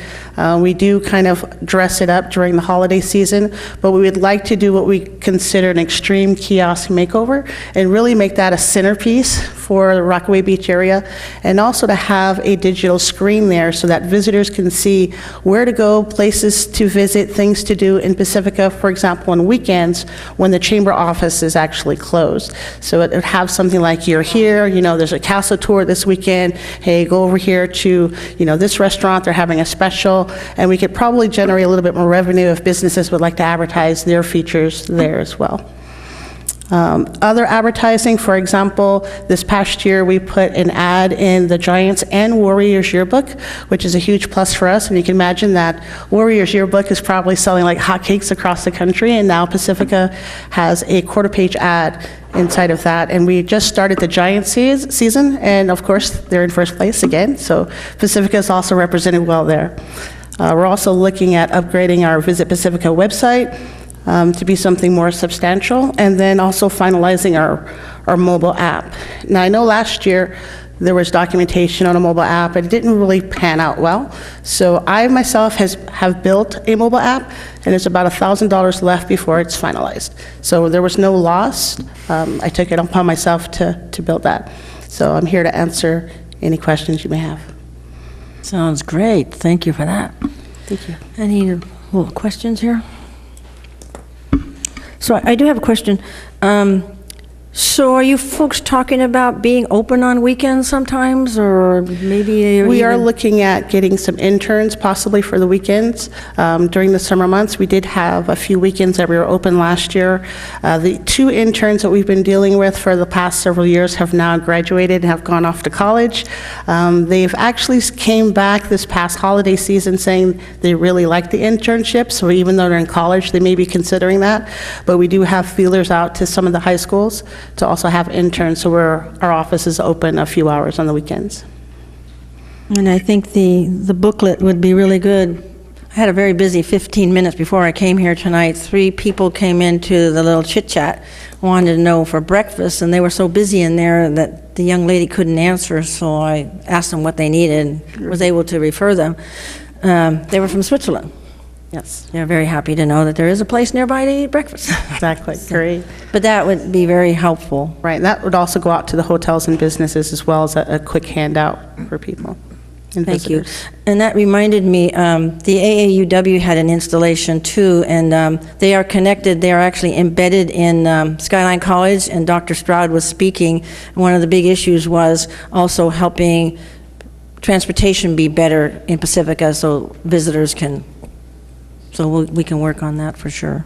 We're also looking at probably, because we know that the shuttle is ending in June. So I'm working with a bid also with Skyline College to see how we could possibly work together to bring a new shuttle to Pacifica as well. Good. That was quick. That was just a day ago. Very good. All right. Anybody else? Questions? Any questions? Thank you very much. Thank you for your time. Then you have to add. Do we have We have to. public? Public Oh, hearing. absolutely. Yellow cards. Anybody want to speak to this, ask questions, anything like that? Isn't this a Bravo. public Great. hearing? Thank you. All right, thank you. And we are on this is a public hearing, right? This is an assessment? We have to actually You open get the to ask public hearing. questions. You didn't want any questions, so you get to make comments now that I close the public. Okay. Close the public and bring it back to council for any kind of comments. Okay. Any comments? We're all rah. I'll just Go ahead. Sure, say, go ahead. Yeah, that I just want to express my appreciation to the Chamber and the BID district for forming and all that they're doing to enhance tourism in Pacifica. It's such a valuable thing that you're doing, and the Chamber serving as the managing agency is it's a great win-win for all of us. So I would really like to just extend my appreciation for the work that you're doing in enhancing Pacifica and making it a wonderful place to visit. Okay, so we're moving towards item 9, which is... Madam Mayor, We if I have to may? do a resolution. Oh, sorry. I've got Why it. am I rushing but- things? I had to put my light on to do that. I'm sorry, didn't see it, sorry. Okay. May I just say that before you close the public hearing, that there were no written protests received by the city Right. clerk? Oh, yes, right. Thank you. That's why I thought this was supposed to be more formal. Open the public hearing, close the public hearing, and no written protest. Okay, great. I'm a warrior player. So, jeez. So, I too wanted to thank you, particularly for the Travel Writers Program. It's the way we should be bringing in more, and I think the kiosk is a great idea. I move that we adopt the resolution confirming the annual report of the Pacifica Hotel Business Improvement District Advisory Board and continuing the assessments levied in 2015-16 without a change in fiscal year 2016-17. I second. Call for the vote, please. And that passes with all of us here and one excused. So the next item is public hearing also, item 9, and then we have 3 under consideration. So if you don't mind, I want to take a little slight break because we are going to do the resolution of the City Council of the City of Pacifica adopting the City of Pacifica 2016-21 Capital Improvement Program. Proposed action, adopt by resolution the City of Pacifica 2016-2021 Capital Improvement Program. So if you don't mind, can we take a 2-minute break? Sure.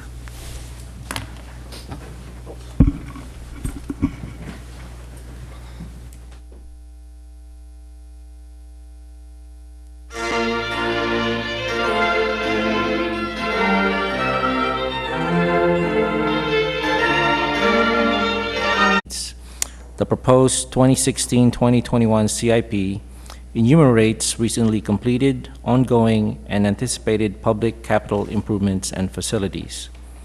The CIP indicates the approximate location, size, proposed project start and completion dates, estimated project funding sources, and other miscellaneous information. The adopting and annually updating a CIP that meets statutory requirements allows the city to collect development fees at the time specified in the municipal code. The Planning Commission reviewed the CIP on May 2nd, 2016, and found that it was consistent with the general plan.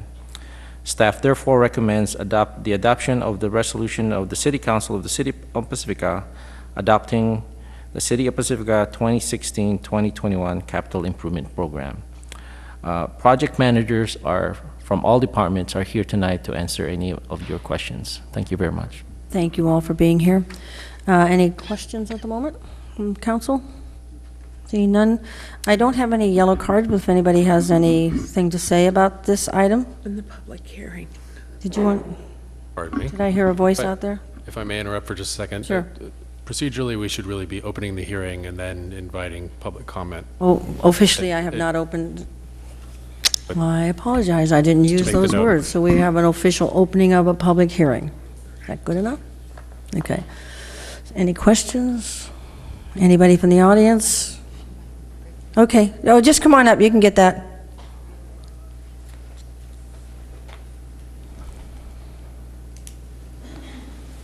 Yeah, just turn it in when you're finished.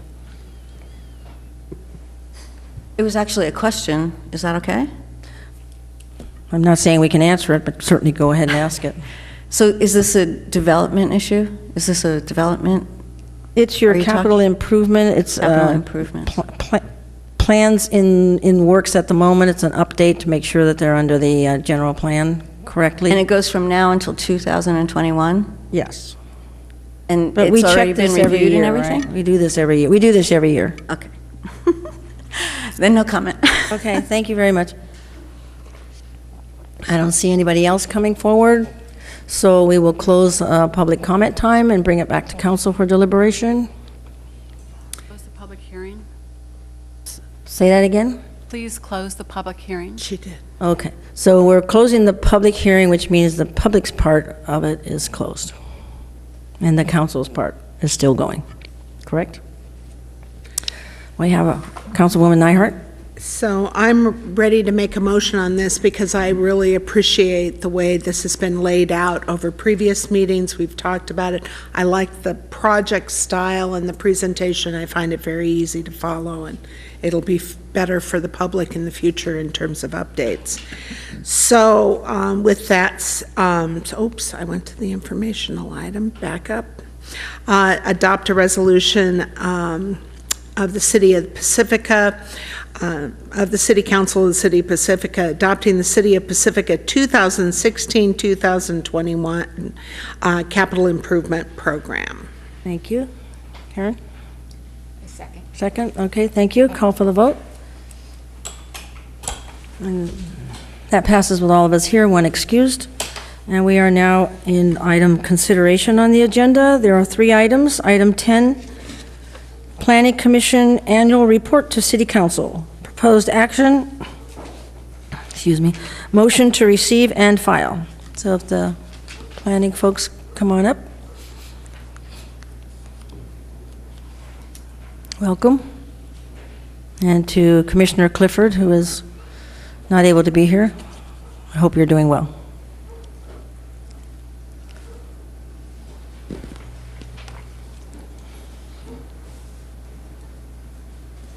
Good evening, Mayor and City Council. I think I'm just going to give a quick update on the relevant matters this evening, which is that the Cavaliers are up by 10 points. Oh, dear. Midway through the 4th quarter. Oh. On a more serious note, we're here to give you an annual report for 2016. And let's see if we've got the clicker here. There we go. So we'll be really quick here. We're going to be covering the new composition of the Planning Commission, and we'll just briefly touch on the purpose of the commission, talk quickly about the work that we've done, and then Tina's going to, our planning director is going to come and talk about what's to come in terms of the pipeline for the coming year. So, as you guys all know, we're a 7-member commission, and up there are the various folks. It's worthy to note that this is the very first, I've been on the commission for about 8 years, and this is the first time that the majority of the members have a background in the field, meaning that some folks have an engineering background, some in construction, some in government regulation, and so kudos to all of you for selecting very well. Of course, I'm not talking about myself because I don't have a background, but for most of the other members, they have a great background, and what it's done is it's really elevated the quality of the conversation and the deliberations, and it's been a pleasure. And I'm going to introduce, to my right here is Commissioner Chuck Evans, and to my left is the newest member, Commissioner Behringer, who does have a background in development projects and has added just wonderfully to the conversation that we have on and asks great questions. So moving on, in terms of the purpose of the commission, I'll just read this. The Planning Commission advises the council on private development plans for the city in accordance with state planning law and the city's established development review standards and processes. We also make recommendations and advise the city council in the preparation, adoption, and amendment of the city's general plan, coastal plan, zoning ordinance, and other specific and area development plans that provide for and control the future physical development and conservation of the city based upon geographic, social, economic, and environmental characteristics of the community. I apologize for that being a very long sentence. All right. We act in a quasi-judicial capacity, which is to say that we're not really a court of law. Moving on, so we've had, it's interesting that in 2014 we only had 8 applications. In the next year, in 2015, we had 28 applications, which was an increase of 250%. So what you're seeing a great deal of increased activity in the city and things that are moving through the planning department and coming to us for deliberation. And it's just great to see that kind of activity pick up. So also on that slide is a summary of the big items that we've had last year. I'm not going to read them because they're kind of long, but anyway, that gives you an idea of the interesting things that we go through and get to hear. So at this point, I'm going to invite our glorious director up, Tina Wertheimer.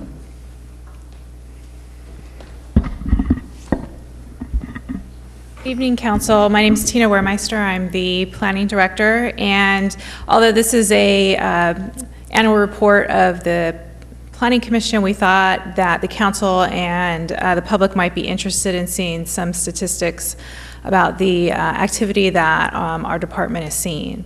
So,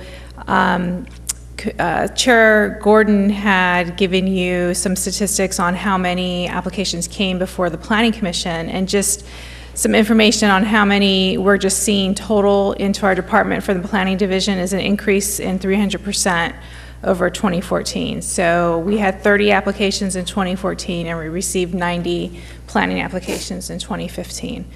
And that number is a large number, but it does include all types of applications for perhaps a smaller project like an addition to a home in the coastal zone, and projects that require multiple permits in one application.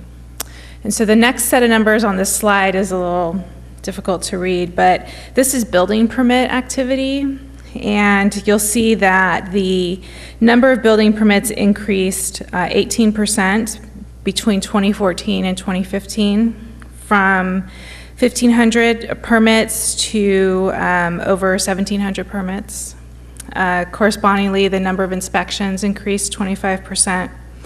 And then I provided the residential and commercial valuation numbers for a jurisdiction that doesn't see a lot of brand new construction going on. This is a good metric to show the scale of the projects that are happening. So to explain further, if I just gave you the raw number of residential permits that are increasing, you wouldn't really be able to tell if we're just seeing more kind of standard type things, water heater replacements, new roofs, kind of the stuff that people just need to do to maintain their homes. Mm-hmm. When you see the valuation increase between 2014 and 2015, 59% in residential category, from 9.6 million to 15.3 million.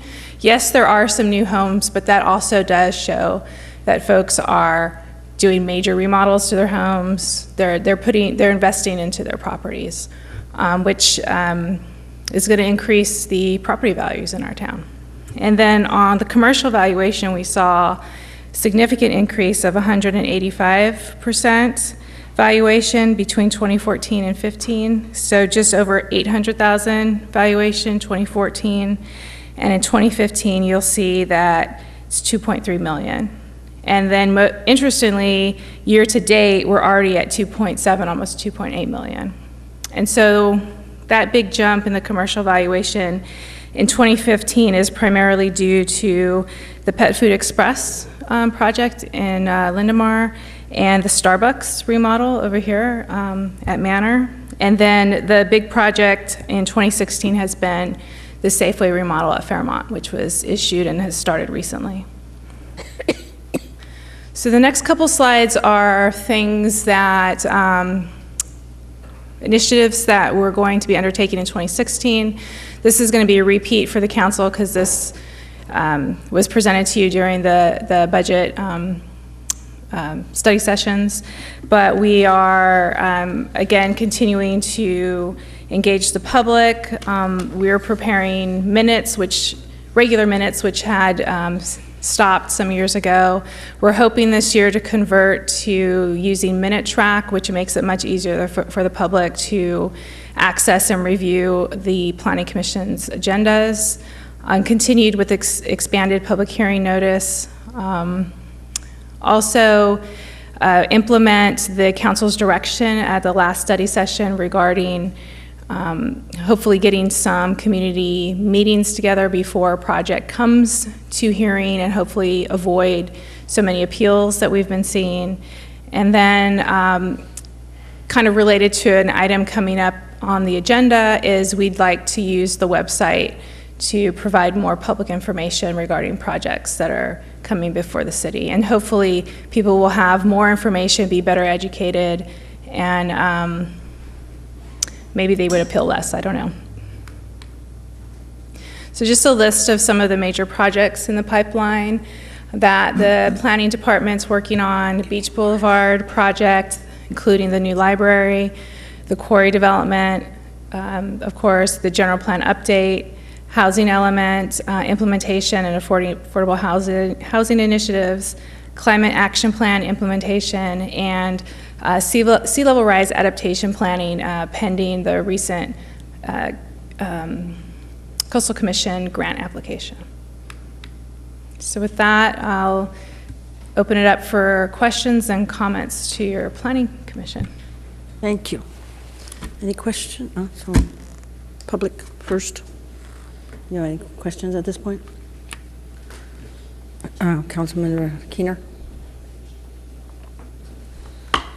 Thank you. This is for Tina, I think, about the information on the website. I realize this is an item that's coming up, but will the planning department be able to get that information up, in the next month or two, say for the quarry? Yes, so the quarry, recognizing the interest that project was going to generate, we already have all of the application materials for the quarry reclamation plan is what we received so far, and when we do get the development plan, we'll be putting that up online as well. We'd like to do the same thing with all of our applications. Yeah. So I just wondered, regarding the quarry reclamation plan, are city permits required for that? Yes. So there's planning permits required. The municipal code requires a use permit for a reclamation plan, and there would be grading permits as well. Okay. And we require a CEQA environmental review along with the use permit. So what I'm wondering is, and using the quarry as an example, but for all projects, will a citizen, a member of the public, be able to access the permits on the new website? So are you speaking to building permits? Yeah. So it's a different permit tracking system, and we do want to go in that direction. I don't know if I would be able to have that done this next year, but that's the direction we are headed. Okay. Okay. Thanks. First, just like to thank the Planning Commission and the Planning Department for all the work that you're doing on behalf of the community. You guys are doing a great job, and really appreciate you being here in this presentation tonight. One of the things I'm a little worried about is in here they had a list of absences, and even when we didn't have a lot of meetings, there were significantly a pretty high number of absences. And it sounds like it's going to get a lot busier. I don't know if you feel like we'll have the same number of Planning Commission meetings, or we're going to really be upping the number of Planning Commission meetings. And if you guys feel it's manageable, I mean, it just seems like just some major projects are really around the corner, and just wanted to get your thoughts on that. Sure. We are definitely up for the challenge, and I think that everybody is, all the commissioners are aware of their obligations and commitments, and there's been a slow and steady improvement, I'd say, in attendance. Yeah, and I should have probably started off by saying I've noticed that in the past year, it's gotten a lot better, and so I really appreciate that. I just know the demands and how hard it is, and you know, just wondering actually from Tina's perspective if we're going to be increasing the number of meetings, or if you could just comment on a potential timeline, if we can go back to the slide talking about major projects, and if you can just kind of comment on when we're looking at some of those things, for instance, the general plan update, and you know, that would be the one that I'm imagining is going to be pretty significant in terms of time that it's going to take to put forward. So. Right. So the City Council has directed staff to do some more community engagement around the general plan, and we've done some stuff. We've put an op-ed piece into the newspaper. We've done some outreach at FogFest, and we need to do more. We just haven't been able to get to it.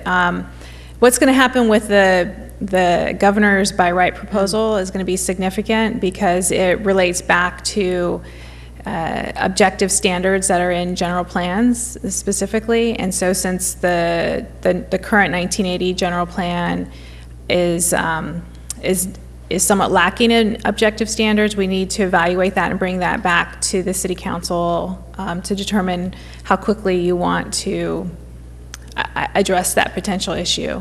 But I would say if we're just assuming things are status quo, I think we still have perhaps 4 months before we get to hearings on the general plan, if we were to be able to devote time starting tomorrow. Okay, that's very helpful to hear. And then in terms of, for instance, climate action plan implementation and sea level rise adaptation, do we know when we're looking at those? So sea level rise adaptation, the grant proposal stated that would take approximately 2.5 years to complete the public process to get that plan adopted. The climate action plan contains both near-term, mid-term, and long-term goals. And so you'll see that come about, you know, kind of in waves. It's not, it isn't designed to be implemented all at once. Right. So we will identify when we're bringing projects forward that this is an initiative that's contained in the climate action plan, for example.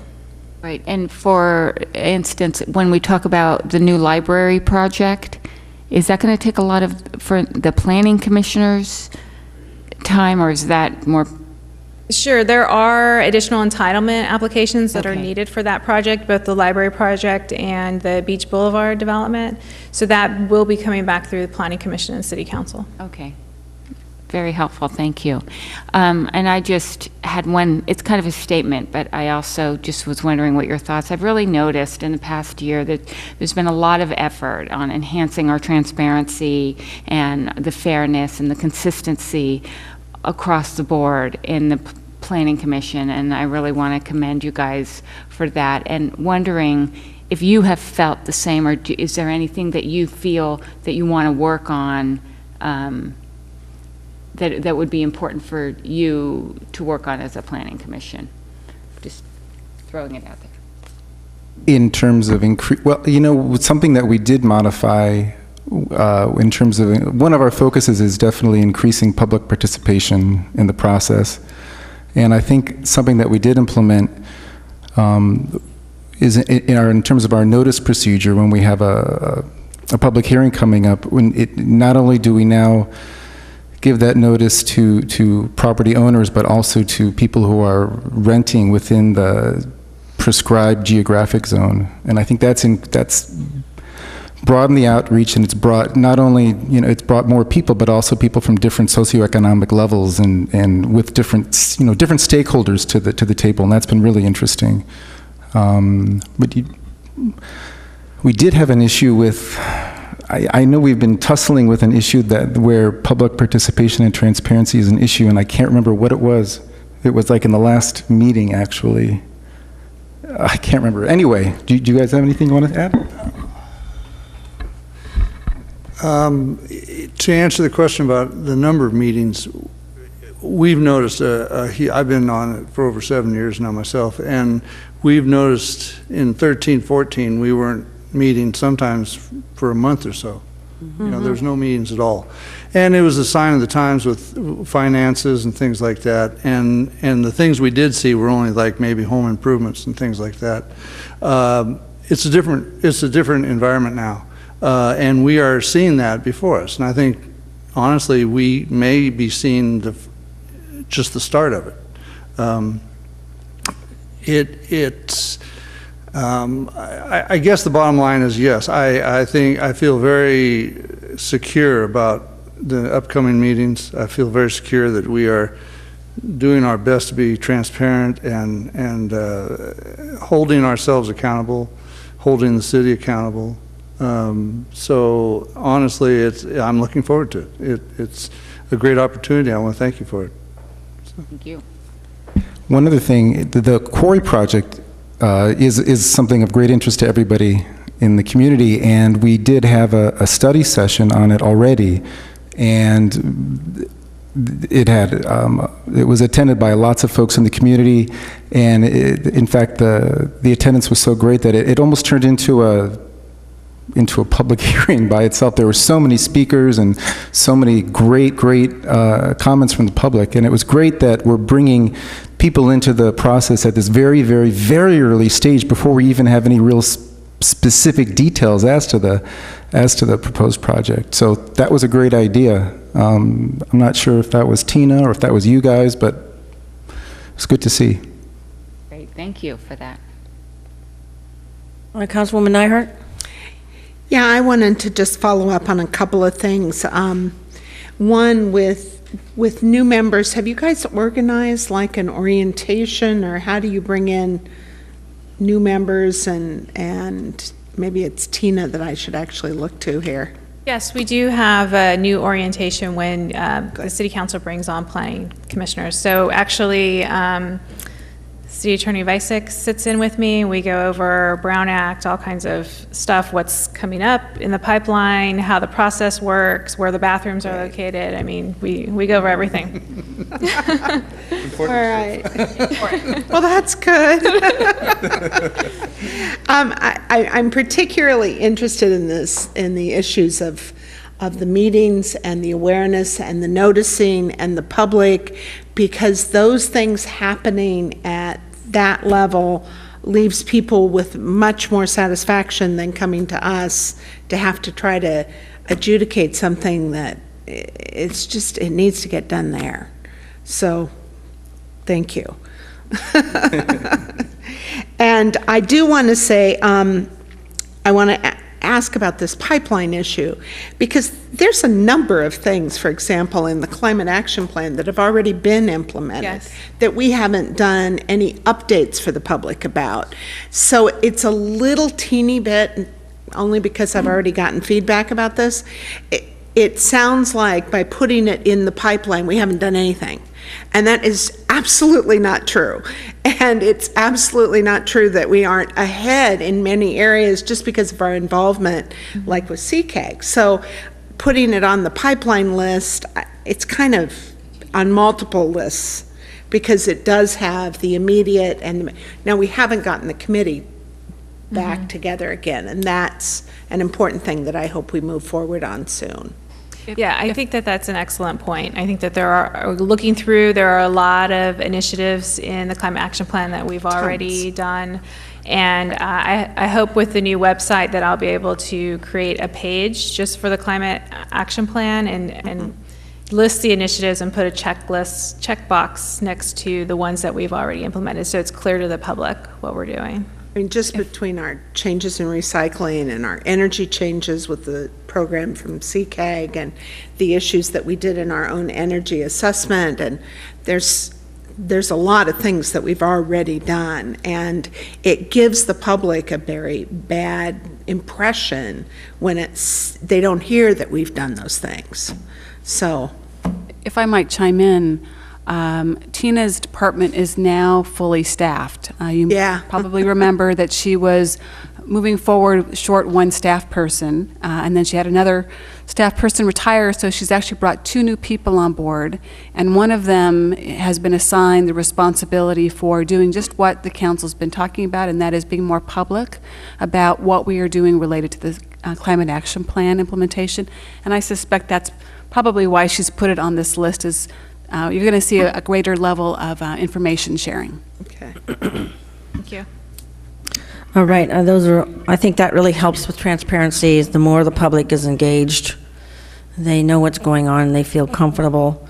The absence is concerning. I mean, because we do in the screening process or the interview process, that's one of our major questions is, what do you think? Are you going to be able to be there? And it's important that all 7 be there. So that's very, very important. I wasn't actually done. I had one more question. Sure. Okay. That's why. And mainly this is to your impression, but I'm not getting a strong sense that the quarry folks are listening sometimes. So I'm wondering how the reclamation, your interactions, or maybe that's not appropriate here. Perhaps I can just give you an update on the process. So they've submitted the application, and they are incomplete at this point, and so the application is still incomplete, and it really hasn't, the process hasn't started in earnest, I guess you could say. Okay. For that reason. That makes sense. Okay. So I was thinking about the governor's housing right proposal, and it's probably not much time for us to do much of anything. I don't know if we can even discuss it, but because it's on here. But I would encourage you all to contact your legislators. So did I already do the public? Sorry, seem to be lost on the public tonight. Do you have a card? Okay, great. Hi. I met with those guys accidentally a couple of weeks ago, and I'm going to just say the same thing. And this is the sort of thing that, as a city council, you do have some power to suggest to certain committees that they keep an equitable situation going on in at least the sex. I mean, there should be at least 3 women on a 7-panel board in 2016, and especially if they're working for the state, we're using state funds. This should just be, I shouldn't have to be here saying that, but on top of it, given the situation that we're in, it would probably be really good to have an earnest environmentalist on the panel. It would probably be good to have an earnest, forward-thinking sort of outside the box, there's a lot of new technologies, there's a lot of new ways of dealing with even human waste that I don't think we're exactly, we're not realizing that we're building a future instead of, we're just looking kind of at things are crazy but we got to do something. But the truth is we could just as easily put a little bit of more time and effort and energy into thinking these things out and create a future that's going to be sustainable, and that's all I'm talking about. Okay, thanks. Anybody else? No? Okay, so we'll close the public part, and I believe may have exhausted everything up here, but does anybody else have anything more to say at council? Okay, good. No, except the Cavaliers won. Oh, 112 to 97.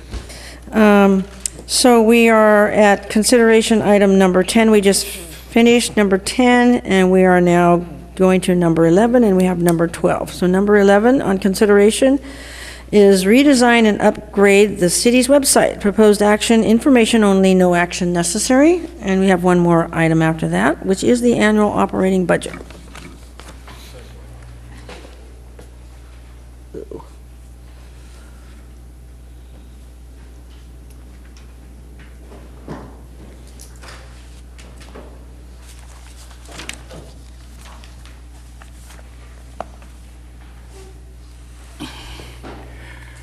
Mayor DeGree, members of the City Council, my name is Lorenzo Hines. I'm the Assistant City Manager. By my side here is Ed Vandehei. He is our MIS Manager. And tonight, as soon as we get some activity on the screen, we will show you the hard work that we have done over the past few months with the city's new... What is MIS, sorry? Management Information Systems. He's our IT Manager. Thank you. Okay. So this is the front page of our new website. The website is not live. We anticipate having a either hard or soft opening sometime around June 25th. There are things that need to be done in the background to sort of get everything ready to go. But we wanted to show you what the website looks like. The overall goal of this website was to further communication with the citizens here in Pacifica to make it easier for them to find information regarding events, services here at the city, questions they may have about sort of issues that are floating around town, and basically for the ease of use. This website is also sort of portable, or has portability for smartphones and tablets. Our current website is sort of limited in those respects, but this website sort of brings us up to 2016. For me, I'm going to take you on a little tour of the website, but for me, the best part of this website is this menu here. It's the How Do I menu. And so what this allows us to do, what it allows the citizens to do is just go to one spot, and because usually when folks are visiting our website, they're looking for something. And so what we're going to do with the How Do I website is we're going to we list out all of the things or all of the areas where we think folks are going and try to put them in one spot.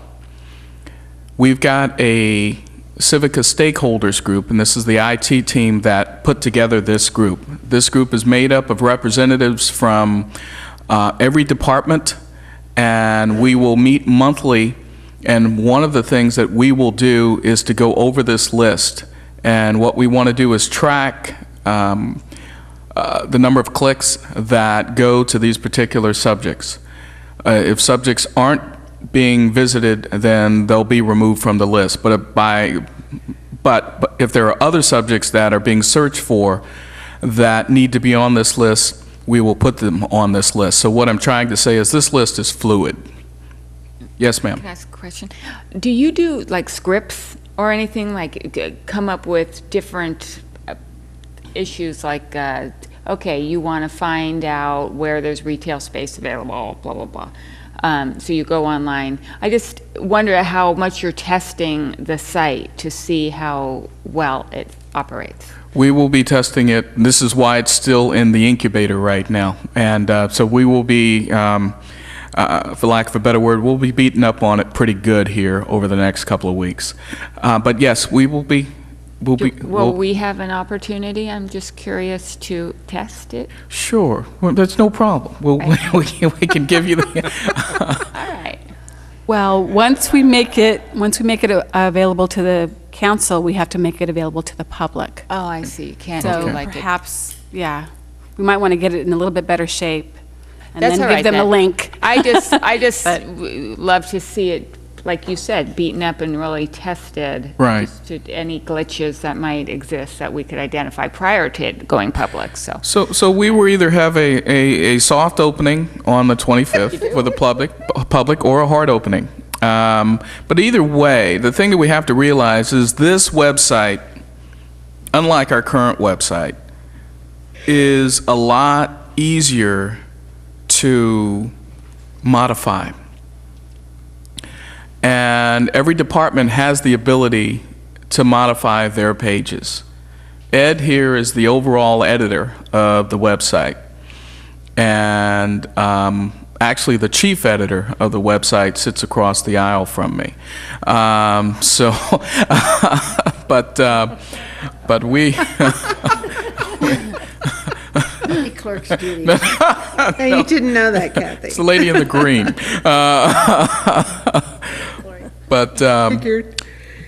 What I'm saying is it's fluid. And the thing is, we now have a tool that can be fluid. And so we're pretty excited about this. But I love this menu. This was one of the things that sold us, and actually sold me personally on this, because just being able to, I don't need to go into the website. I don't need to keep digging. Let me check this menu first. And if I need a permit, as you can see, we know that there are important issues to certain council members, i.e. the mayor. And so we knew that that would be on there. There's census information on there. We've got rec programs. Any issues regarding sewer laterals, I know that's come up here in council before. Now, so that's the how do I menu. And then we have the about menu, which is very similar to what our current website has. And 50 great things about us, businesses, our calendar, news and events, and so on and so forth. And there's our promotional video. So it's all there as well. The other thing you'll see here in this website is redundancy. Now, you'll see news and events here. You'll also see it down below. And so we've made sure that if you miss it in one place, we're going to try to make sure you see it in another. And for those things that are what we think are critically important. We've got a frequently asked questions where someone can go and let me see how fast this website is going. Now that the game's over, I'm sure the bandwidth is probably free. So just saying. But we've got frequently asked questions, and we've got some general areas where those questions can go to. And so planning and building permits and licenses. And so we'll be working on expanding this list as the website is live as well. But again, we'll be tracking the users, what they're looking for, and looking for that feedback, and then adjusting these menus to what we're seeing. And so, because it's all about making sure we're here to meet their needs. Yes, ma'am. So given that we just had planning here and Yes. permits, Mm-hmm. so if I want to put in a new driveway and I want to know what the permit cost will be for that, will I be able to go on this website and find that out? Yes.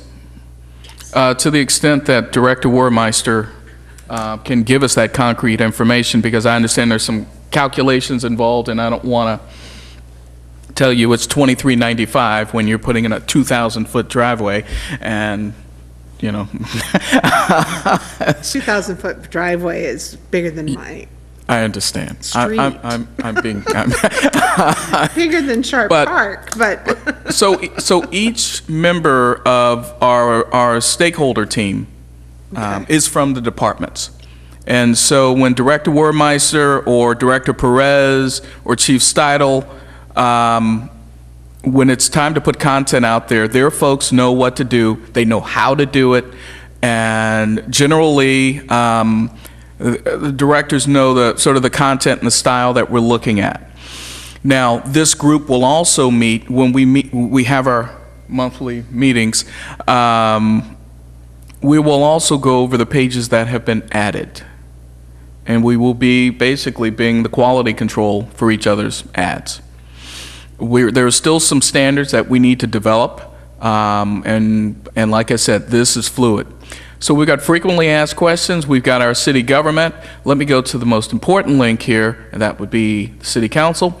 And off of the city council, we have the city council agendas, and we've sort of separated them into agendas for 2015-16, our current year, our prior year, 14-15, and 13-14 and prior.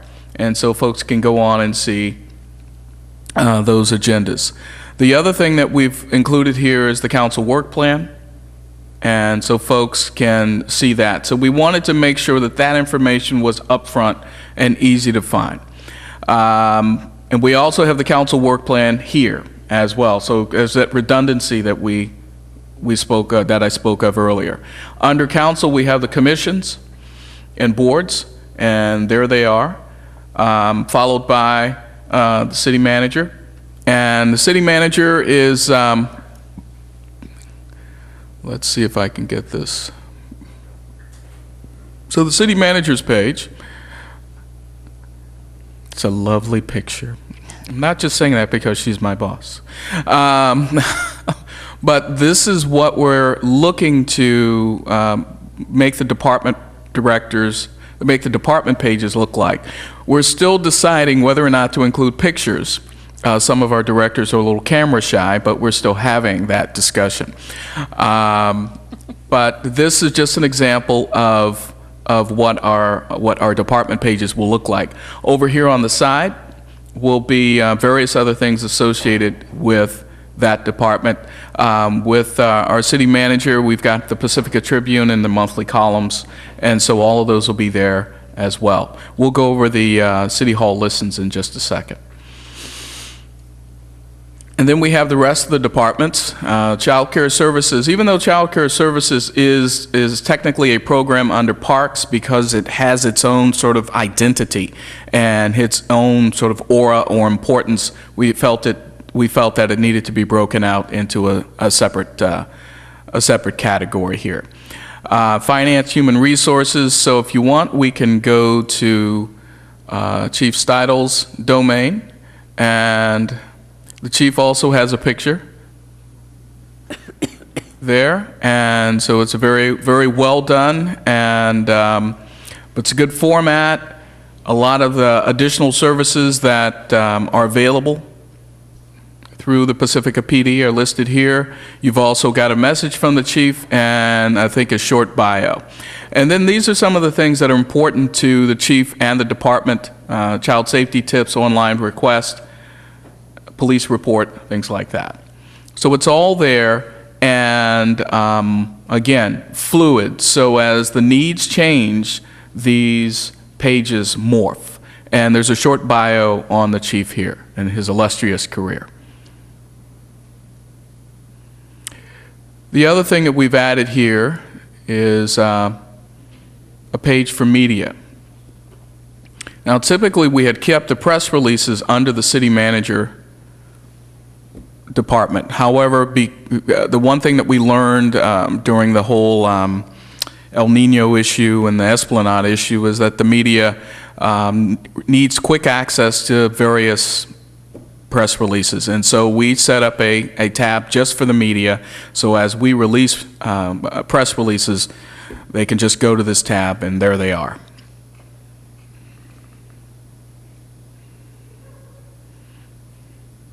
And then we have our contact where you can email City Hall or get maps and directions.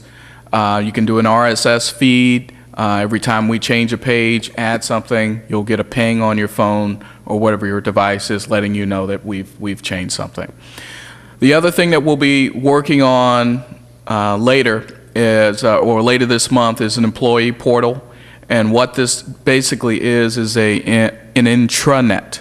And only our employees will have access to it.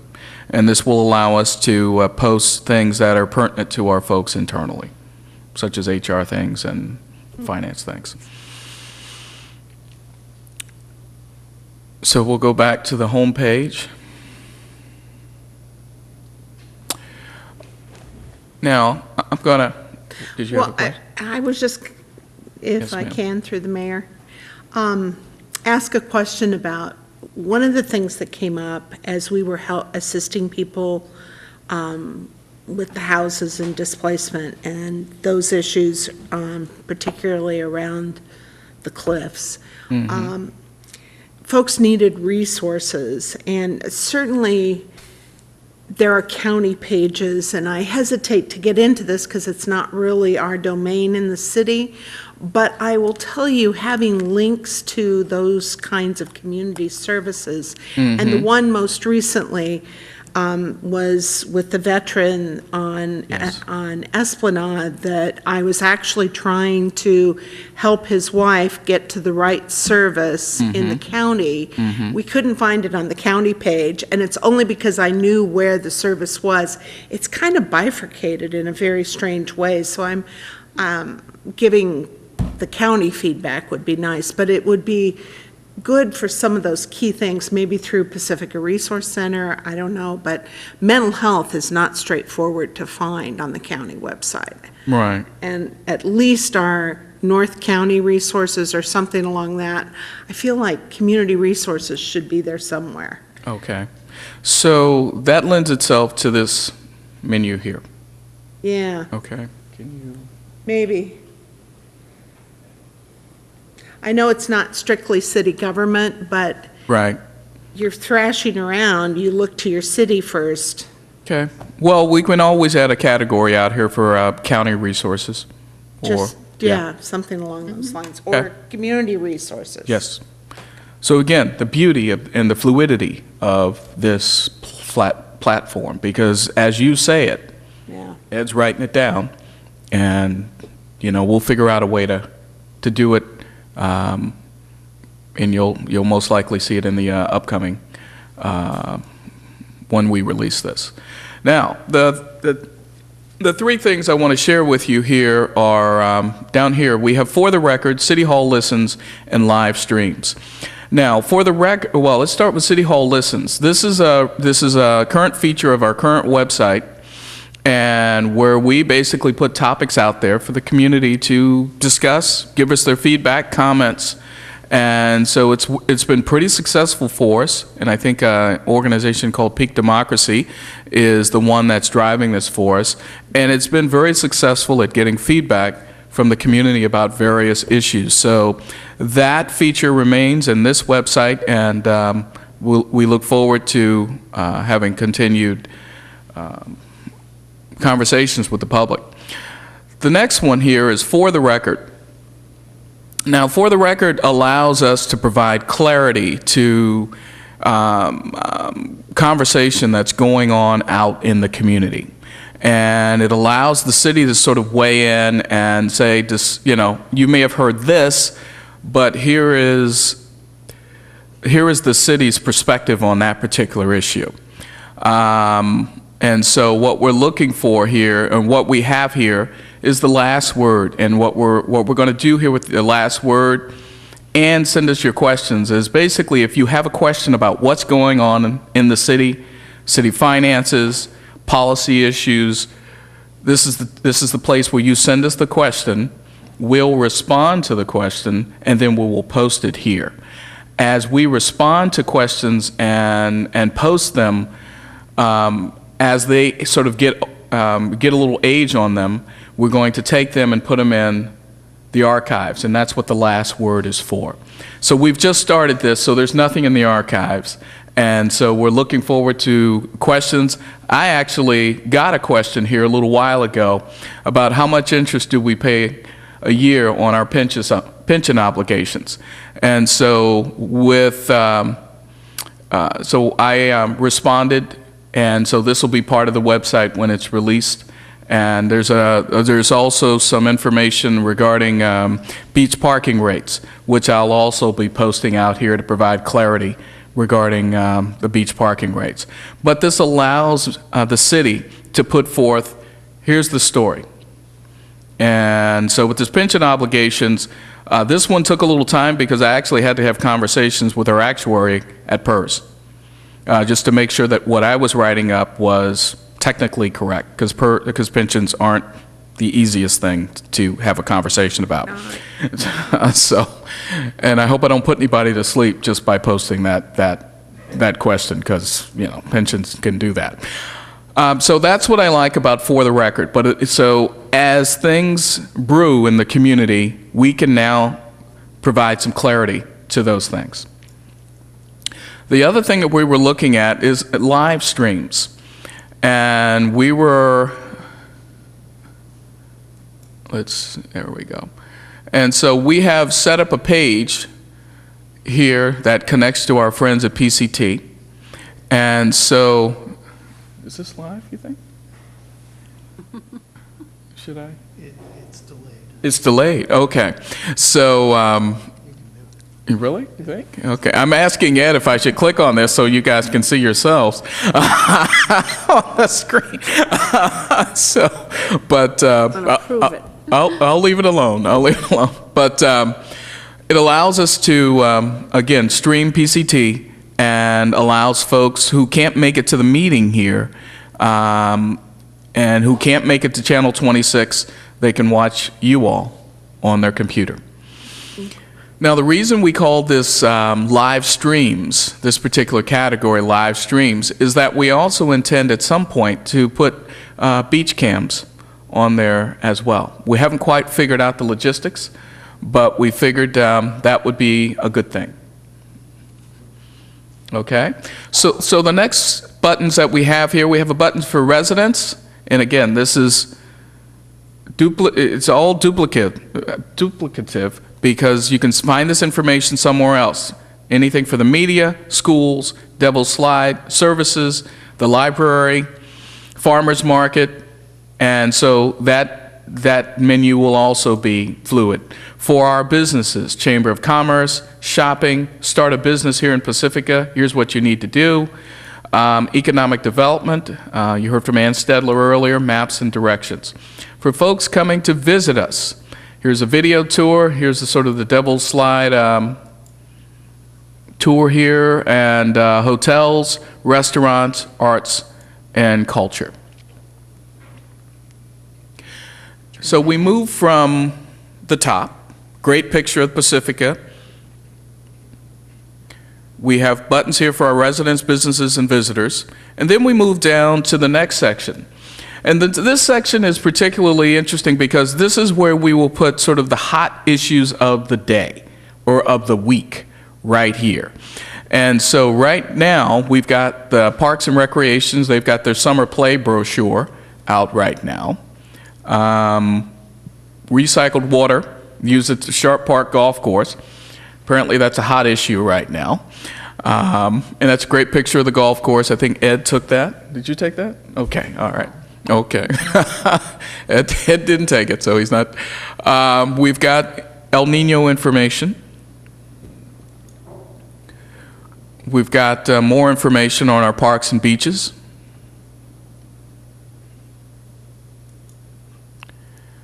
Some of our neighborhoods in Pacifica.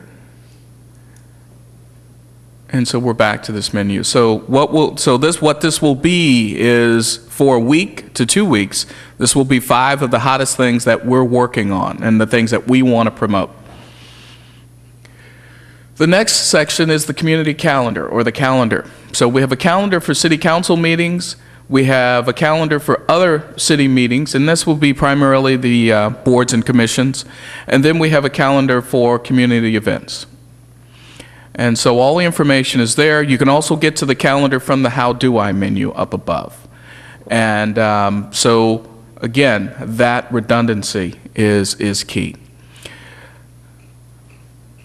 So that, in a sense, it functions just like any other municipal website. And as you go deeper and deeper into it. But Yes, ma'am. Mayor DeGree, if you don't mind, could I ask the staff a couple of questions to highlight a couple of things for you all? Two things. I'd like you to go up to the top right and talk about the ADA features of the website. And then also the staff report references the communications plan and the links this activity with further fulfilling that plan that the council approved now about 2 years ago. If you could touch on those two things, I'd appreciate it. You want to talk about the communications plan? Let me go through the ADA. Okay, so we've got the ADA features up here, and we did check with the website developer, and we're pretty confident that we are ADA compliant here. And so what these buttons do up here, by the way, I have to show you my favorite button in the whole website. That's this little temperature deal right here. That's great. That just shows you the weather, shows you what, anyway, it's very nice. We're able to change the size of the font. So we can make it small. Let me see, this actually works better on some of the department pages. So let me go to, let's go to planning. So I put this on the smallest font. As you can see, it's small. And then we go to sort of the mid-size font, and we get a little bigger. Then we go to what I like to call the Lorenzo font, and and so it gets a little bigger. So we're just trying to be accommodating as we can, and this is Director Wermeister's particular site, and her and her team have done a good job with it as well. Again, sort of the same standard look. We'll talk to her about the picture at some point, and we'll go from there. But so that's one of the great features up. And then the low graphics basically takes all the graphics away from the page, and it's just one big static HTML page. The other function that the other feature that we have here is that we can translate these pages into a whole host of languages. And so if there's someone who feels the need to speak Sudanese, we can translate that for them and keep them happy. Or if you've got folks from Ukraine visiting, you can also translate it there as well. We also have links to Facebook and Twitter as well. And as far as the communication plan is concerned, Ed's going to speak to that. The website update was part of the communications plan, and we had scheduled this for completion in the fourth quarter of 2015-2016, so we are right on schedule for this. We had estimated the budget to be $25,000, and we came just under that dollar amount. All right. So I just have a quick question. Yes, ma'am. Just out of curiosity, how much time do you think it's going to take to update it on a daily basis or weekly or monthly basis? It's easy. Okay. It's a lot easier than our current website. All of the team have sort of administrator rights, and so they can get to their pages, change text, add pictures. If there's things that Public Works Director Campo needs, he's got a very talented person working for him who has access to this site and who can change any of the information. And do we have any goals in terms of like how quickly we want to update information or? That's going to be driven by the event. Okay. It's going to be driven by the preferences of the director. It's going to be driven by the preferences of the city manager as well. Great, thank you. Mm-hmm. But the key is we have the tool to do it. That's great. Yeah. Very exciting. So I'm going to put it at the middle font here. Well, actually, we like the older one. All right. So that's where we are with the new website. And this picture here will refresh every time a person logs on to the site, I think 5 times. And so they'll get a new picture here.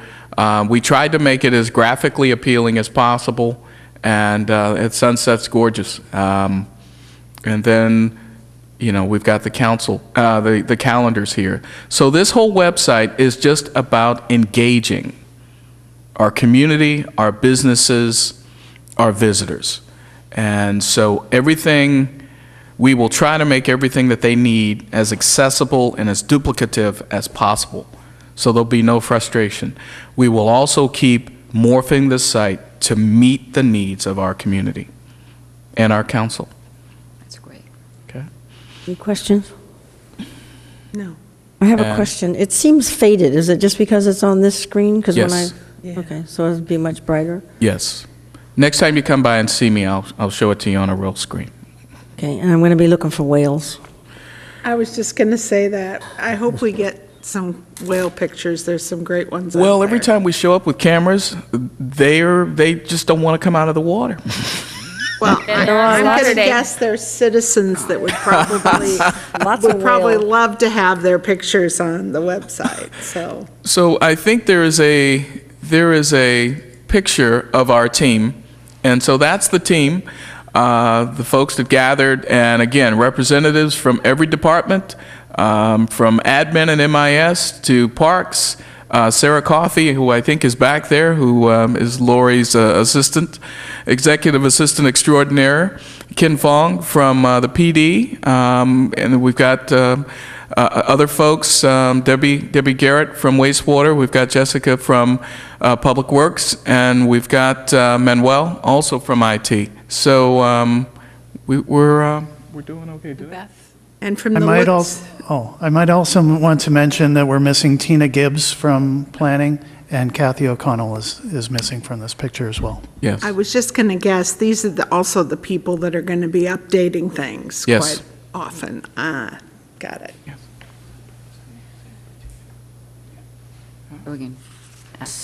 All right. That's Bettina from the PD, by the way, next to Ken Fong. So, I didn't want to leave her out. So that's the team, and so each member of that team has particular responsibilities. Ken actually has a dual responsibility because he's not only there at the PD taking care of their IT needs, but he's part of the greater MIS team, and so. So that's kind of where we are right now with the website. So we hope we've fulfilled the requirements and the commitments that we made to the communications plan. And we, like I said, have a tool that we can use that's fluid and that is not cumbersome to update. So I do have another question.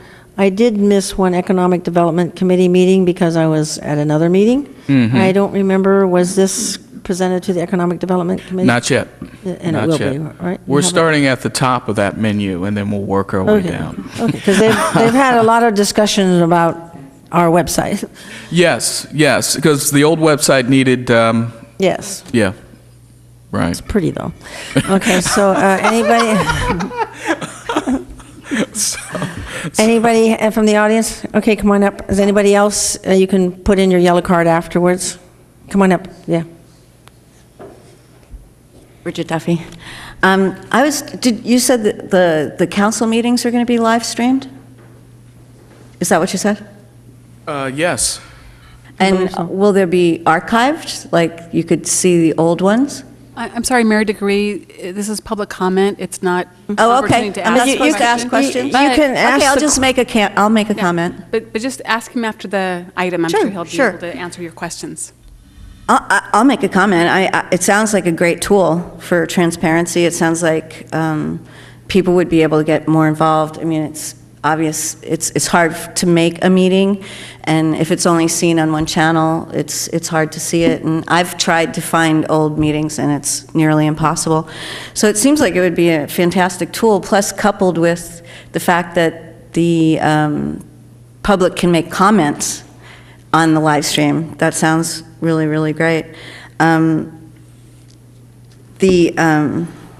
Let's see. Oh, and then respond and post. I think it sounds fantastic. It sounds like a great idea. I haven't tried to use the old one. I'm not a very computer literate person, but it would be interesting to find out if people have been using the old one, to compare it and sort of highlight some of the features that are coming out that people really should know about it. So, Thank you. Thank you. Anybody else? Seeing no one, will close the public. Anybody back on council have anything they want to say, or? Okay, Councilwoman Irwin? Yeah, I just really appreciated the report. I agree with a lot of the comments that have already been made, that this is really important and great tool for us as a city, and just, enhancing our customer service. So many people come and ask why a certain retailer isn't here, or, and part of that is just really selling our city to people that would be wonderful to have in the city as businesses, and how that goes. But anyway, so I really want to extend my appreciation for all that this does to enhance our public look. Currently, I think a lot of people, when they type in Google Pacifica, they sometimes don't necessarily go to the City of Pacifica website. There's blogs out there which serve, they're a good purpose, but it can be very negative, and that's not good for our city's image. So I love the fact that the pictures are beautiful and it's easy to navigate, high level of customer service. It's all super important for us to increase our economic sustainability. So thank you. All right, thank you very much. So that was item number 11. We're on the last item under consideration, the last item of the evening. Adoption of the fiscal year 2016-17 annual operating budget. Proposed action, move to adopt a resolution adopting the 2016 annual operating budget presented to council tonight with a general fund appropriation of $30,711,000 and all funds appropriation of $73,675,327. Report, please. All right. So here we are, from April 25th till now. So before you is the operating budget for 2016-17. The document that you all have right now contains the city manager's message, budget highlights, our 16-17 work plan, at least as it stands right now. We've got a general fund budget summary. We've got one-page departmental summaries, and we've got an all funds budget summary, all funds budget, or sort of funds description. We've got information on the pension obligation loan and the repayment plan. We've also got the capital budget, and we've also got the master fees and charges schedules, which was adopted back on May 23rd. And so that document encompasses our pretty much comprises of our budget for this year. The other thing that I did mention is you have in your second tab the budget highlights. Love it. Thank you, thank you. That's the best part of the book for me, because I get to, as I like to say, put on my Hanna-Barbera hat and start making pie charts and things like that. So, so you have to be a certain vintage to understand that joke. I love accurate pie charts. So, so as far as, and I'll just kind of go through some of the highlights here. As far as our taxes are concerned, we're looking at the total revenues are expected to increase by about 2%. The transfer in related to the pension obligation bond payments from the Fund 34 to to the general fund will continue. One last year at $794,000. The planning budget contains additional dollars because we are expecting additional activities related to the quarry and various other areas here in the city for 2016-17. And the fees and charges schedule, which you have adopted, contains a CPI increase of 3.2% for those sort of rates that are applicable, and a construction cost index increase of 2.1%. As far as, so that's sort of the general fund revenue picture. On the general fund expense side, general government, we are looking to add half of an FTE, administrative assistant, to the finance division, and this is for the processing of business licenses. This is a no cost and change because we're essentially converting our temp help blanket into a full-time position. And we've also looking for approval of a half-time human resources manager to help Lorenzo not gray as much as he is. Also, Public Works, we are converting two maintenance worker 1 positions into maintenance worker 2 positions in order to provide a promotional ladder for the men that are getting the job done here. We're also looking to return Public Works to its former organizational structure, which included wastewater as a division within the department. As part of that, we are establishing one Public Works Deputy Director position, and we're going to split the Public Works Director's time into half into Public Works and half into the wastewater fund. We'll talk more about the wastewater side of that as we go through this a little more. As I mentioned, planning has additional dollars built into its budget in anticipation of various activities. And then our salaries and benefits at this time reflect the bargaining agreements that are currently in place.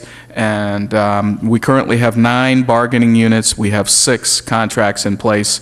Those 6 were reached during this fiscal year. And so we're hoping that the other 3 bargaining units, that we're able to reach agreements with them soon. As far as the rest of the funds are concerned, we've got a little bit of information here on the reserve here for the redevelopment agency in the general fund. Fund 38, which is our disaster accounting fund, where we used to track expenditures related to unexpected catastrophic events. We've got some information about the history and the current state of that fund. We've also got information on Fund 9 and Fund 22 and the $2.2 million loan that existed between those two funds.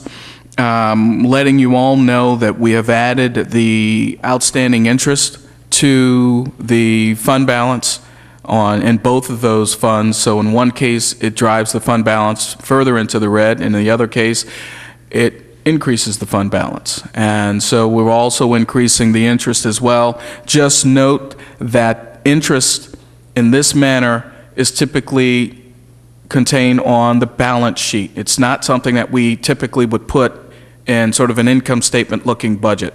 But for purposes of this particular loan and given its sensitivity, I think it's best that you all know the impact of that loan on the fund balance as we go through this process.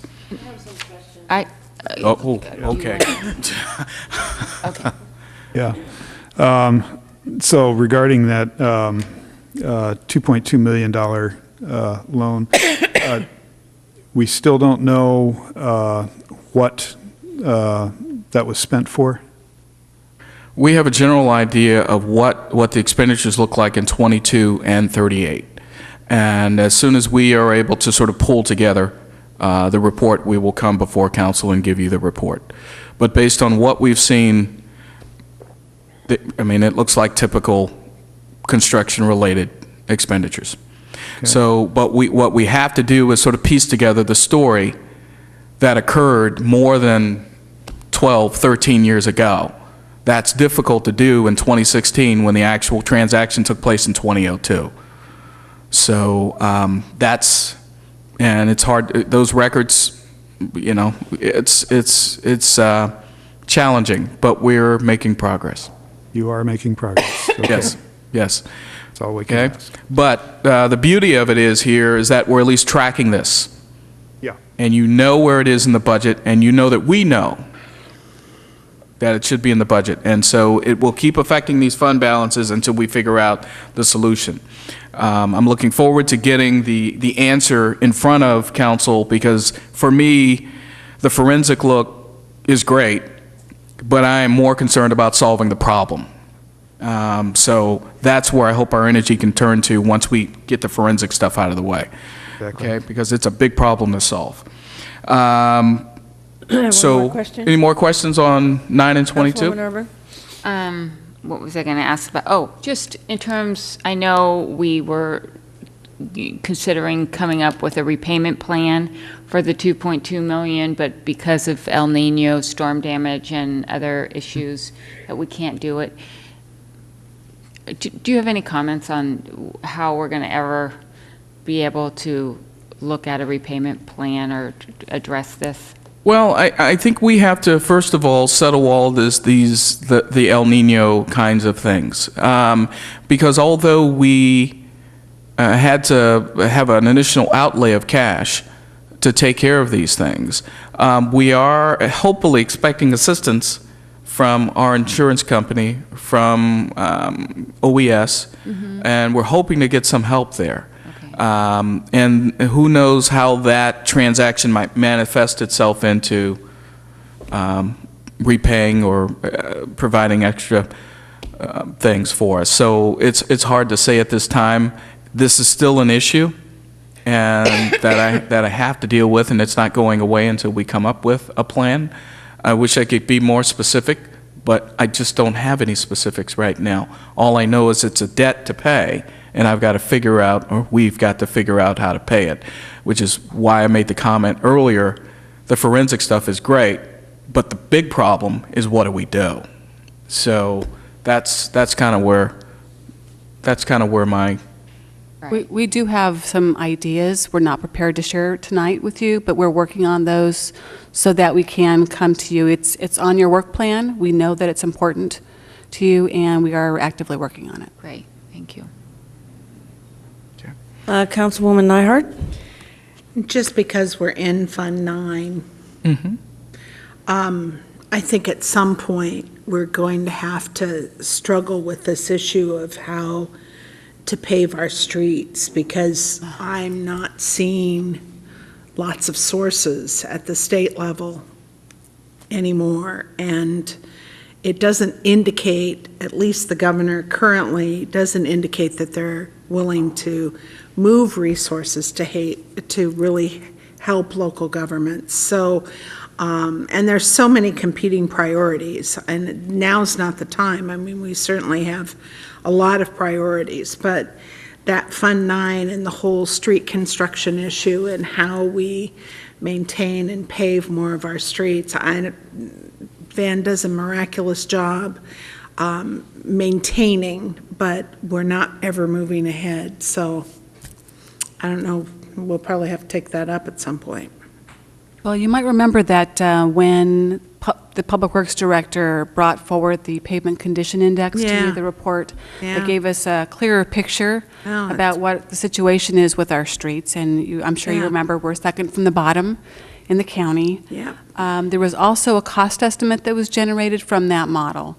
And at the time that the council heard it, there was a request for the staff to go back and figure out what kind of an assessment it might require to make those improvements. Good. There's no action beyond that, of course, but we are working on that now, and we'll bring that back to you. I'm going to estimate probably September or October. Excellent.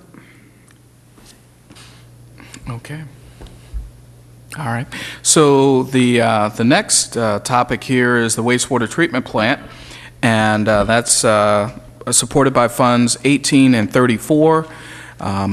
In the budget, we speak to the other side of that merger between Public Works and wastewater, in that here on packet page 84, we are laying out that we're converting a wastewater director into a deputy director, who will then report to the Director of Public Works.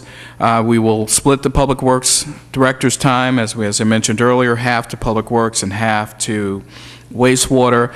Also in wastewater, we will add one senior engineer as well. It's our hope that this new structure will provide, well, not so much stability, but it will help with the future sort of construction and capital projects that the wastewater plant needs.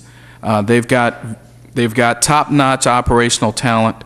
We just need to make sure that that plant stays up to par as far as its capital needs.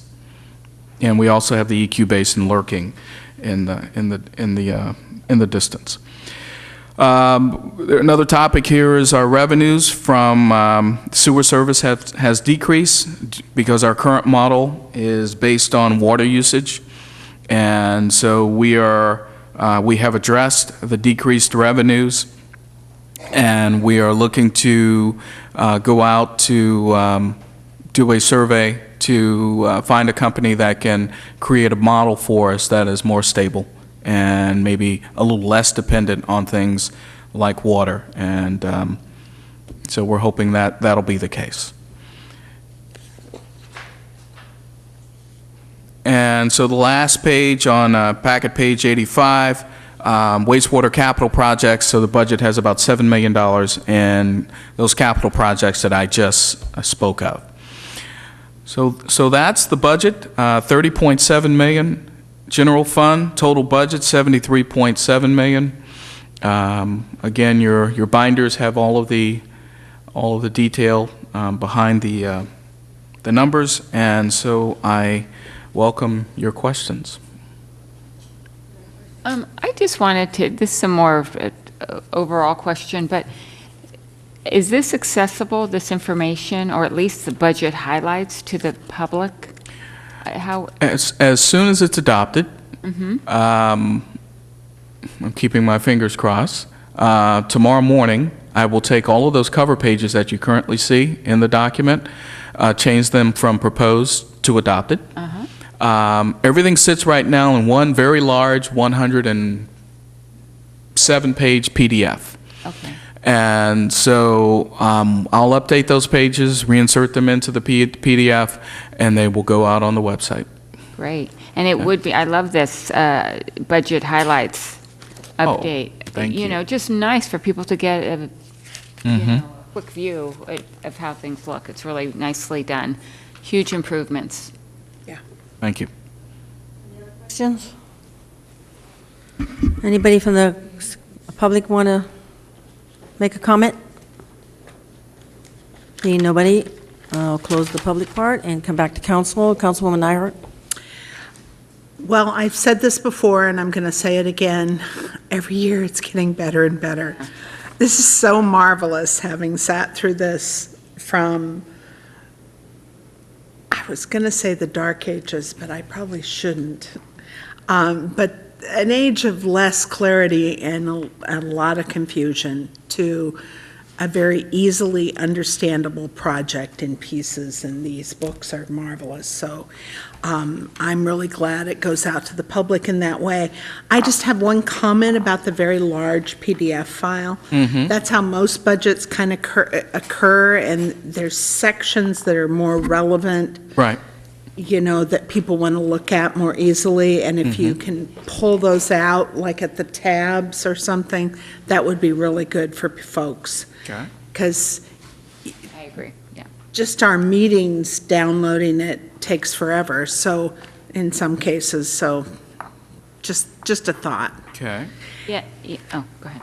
Sorry. And, well, go ahead. I'm just going to just add on that, and you mentioned the tabs, but for the public, they may not know that they've devised this binder where there's tabs, and there are so many interesting segments, so I think that is really helpful for the public if somehow we can. So perhaps I could take those different sections of the PDF and we'll hang them out as separate files.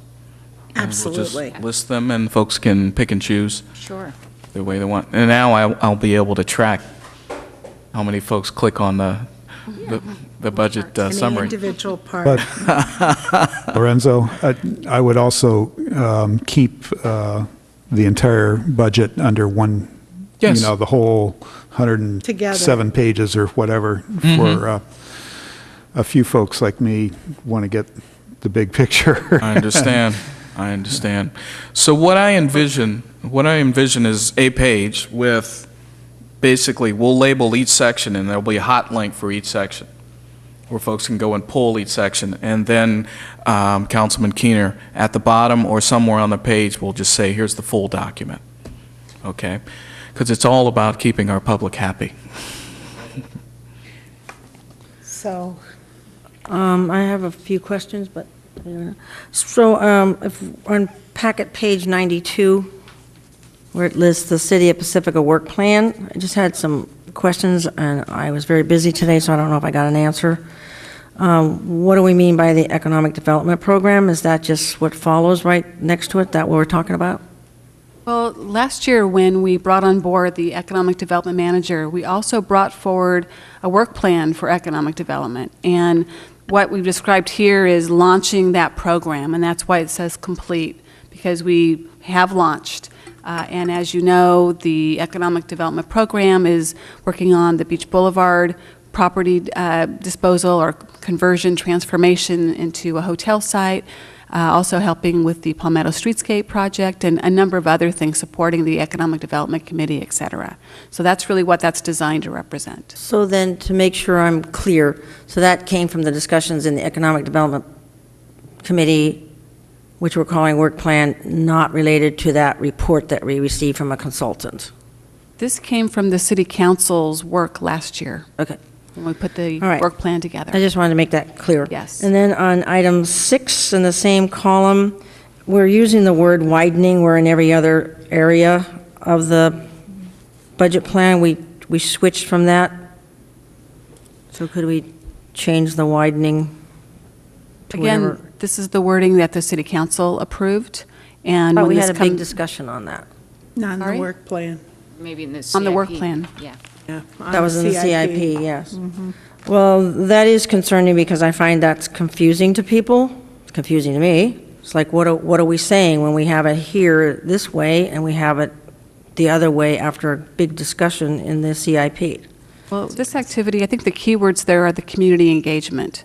That's really the activity that the council was highlighting at the time this was developed, and All it's right, been a that's- while. That's so a good it's not point. fresh. And that has increased, yes. I'm very happy about that. You're moving forward. There's some action items over on the progress underway on the far column on the right. Right, and then I mentioned that the timing, because we've had these discussions before, that the traffic signal timing is more towards the old way of doing things. We're actually talking about intelligent traffic signals, systems, sorry, not signals. Agreed. This was just designed to reflect that we've been meeting with Caltrans and talking about other options. So the wording of this, when this comes back to you, you're actually going to spend a day updating this in July, and then when it comes back to you, the wording can be tweaked as much as you would like it to be. Okey doke. So I just want to try to be consistent with, okay. I think that was my extent of my questions. So did you have a question or something? I just have a comment. Sure. And it, well, so the one important thing that I don't agree with is the Public Works wastewater plan. And I've made that clear in previous meetings, and I won't go into it again. But other than that, I'm prepared to vote for this. So that's my statement. So I forget, was it Councilwoman Nihar? Yeah, so I was going to move approval. And so this one is you. Yeah, to adopt a resolution adopting the 2016-17 annual operating budget presented to the council tonight and on multiple previous occasions, with a general fund appropriation of $30,711,000 and an all funds appropriations of $73,675,327. Who's the second? Oh, I could second. I thought that was John. I'm happy to second. Okay. So I also have mentioned to the city manager and city attorney that I have back and forth feelings on the wastewater treatment plant. That scenario, parts of it I like, and the other parts I have very serious concerns about it. Extremely serious concerns. I was in this position once before when we were talking about both the HR person and the finance person were equally capable of taking over the finance, and it seems that I reluctantly voted then and have regretted it ever since.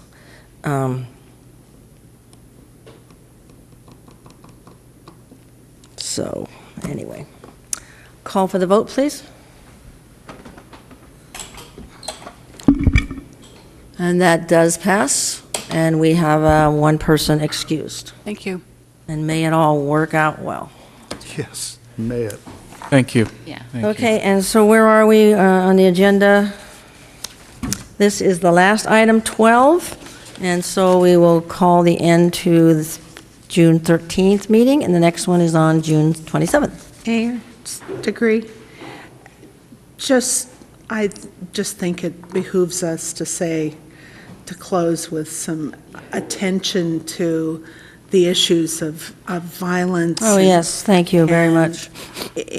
And the losses and the tragedy and the absolutely no reason for assault weapons in a week. But I will keep that part to myself. Well, and I think that it's sometimes the little things in life when we do courteous things, even when we're not happy about things, that we don't get to that pitch where we become unreasonable and foolish and mean. Yeah, exactly. All right, so try to be positive, even when you disagree. All right. In memory of all the folks that lost their lives in Yes, absolutely. Orlando. Because their suffering is going to continue. Okay, thank you very much. All right, now to keep all this stuff.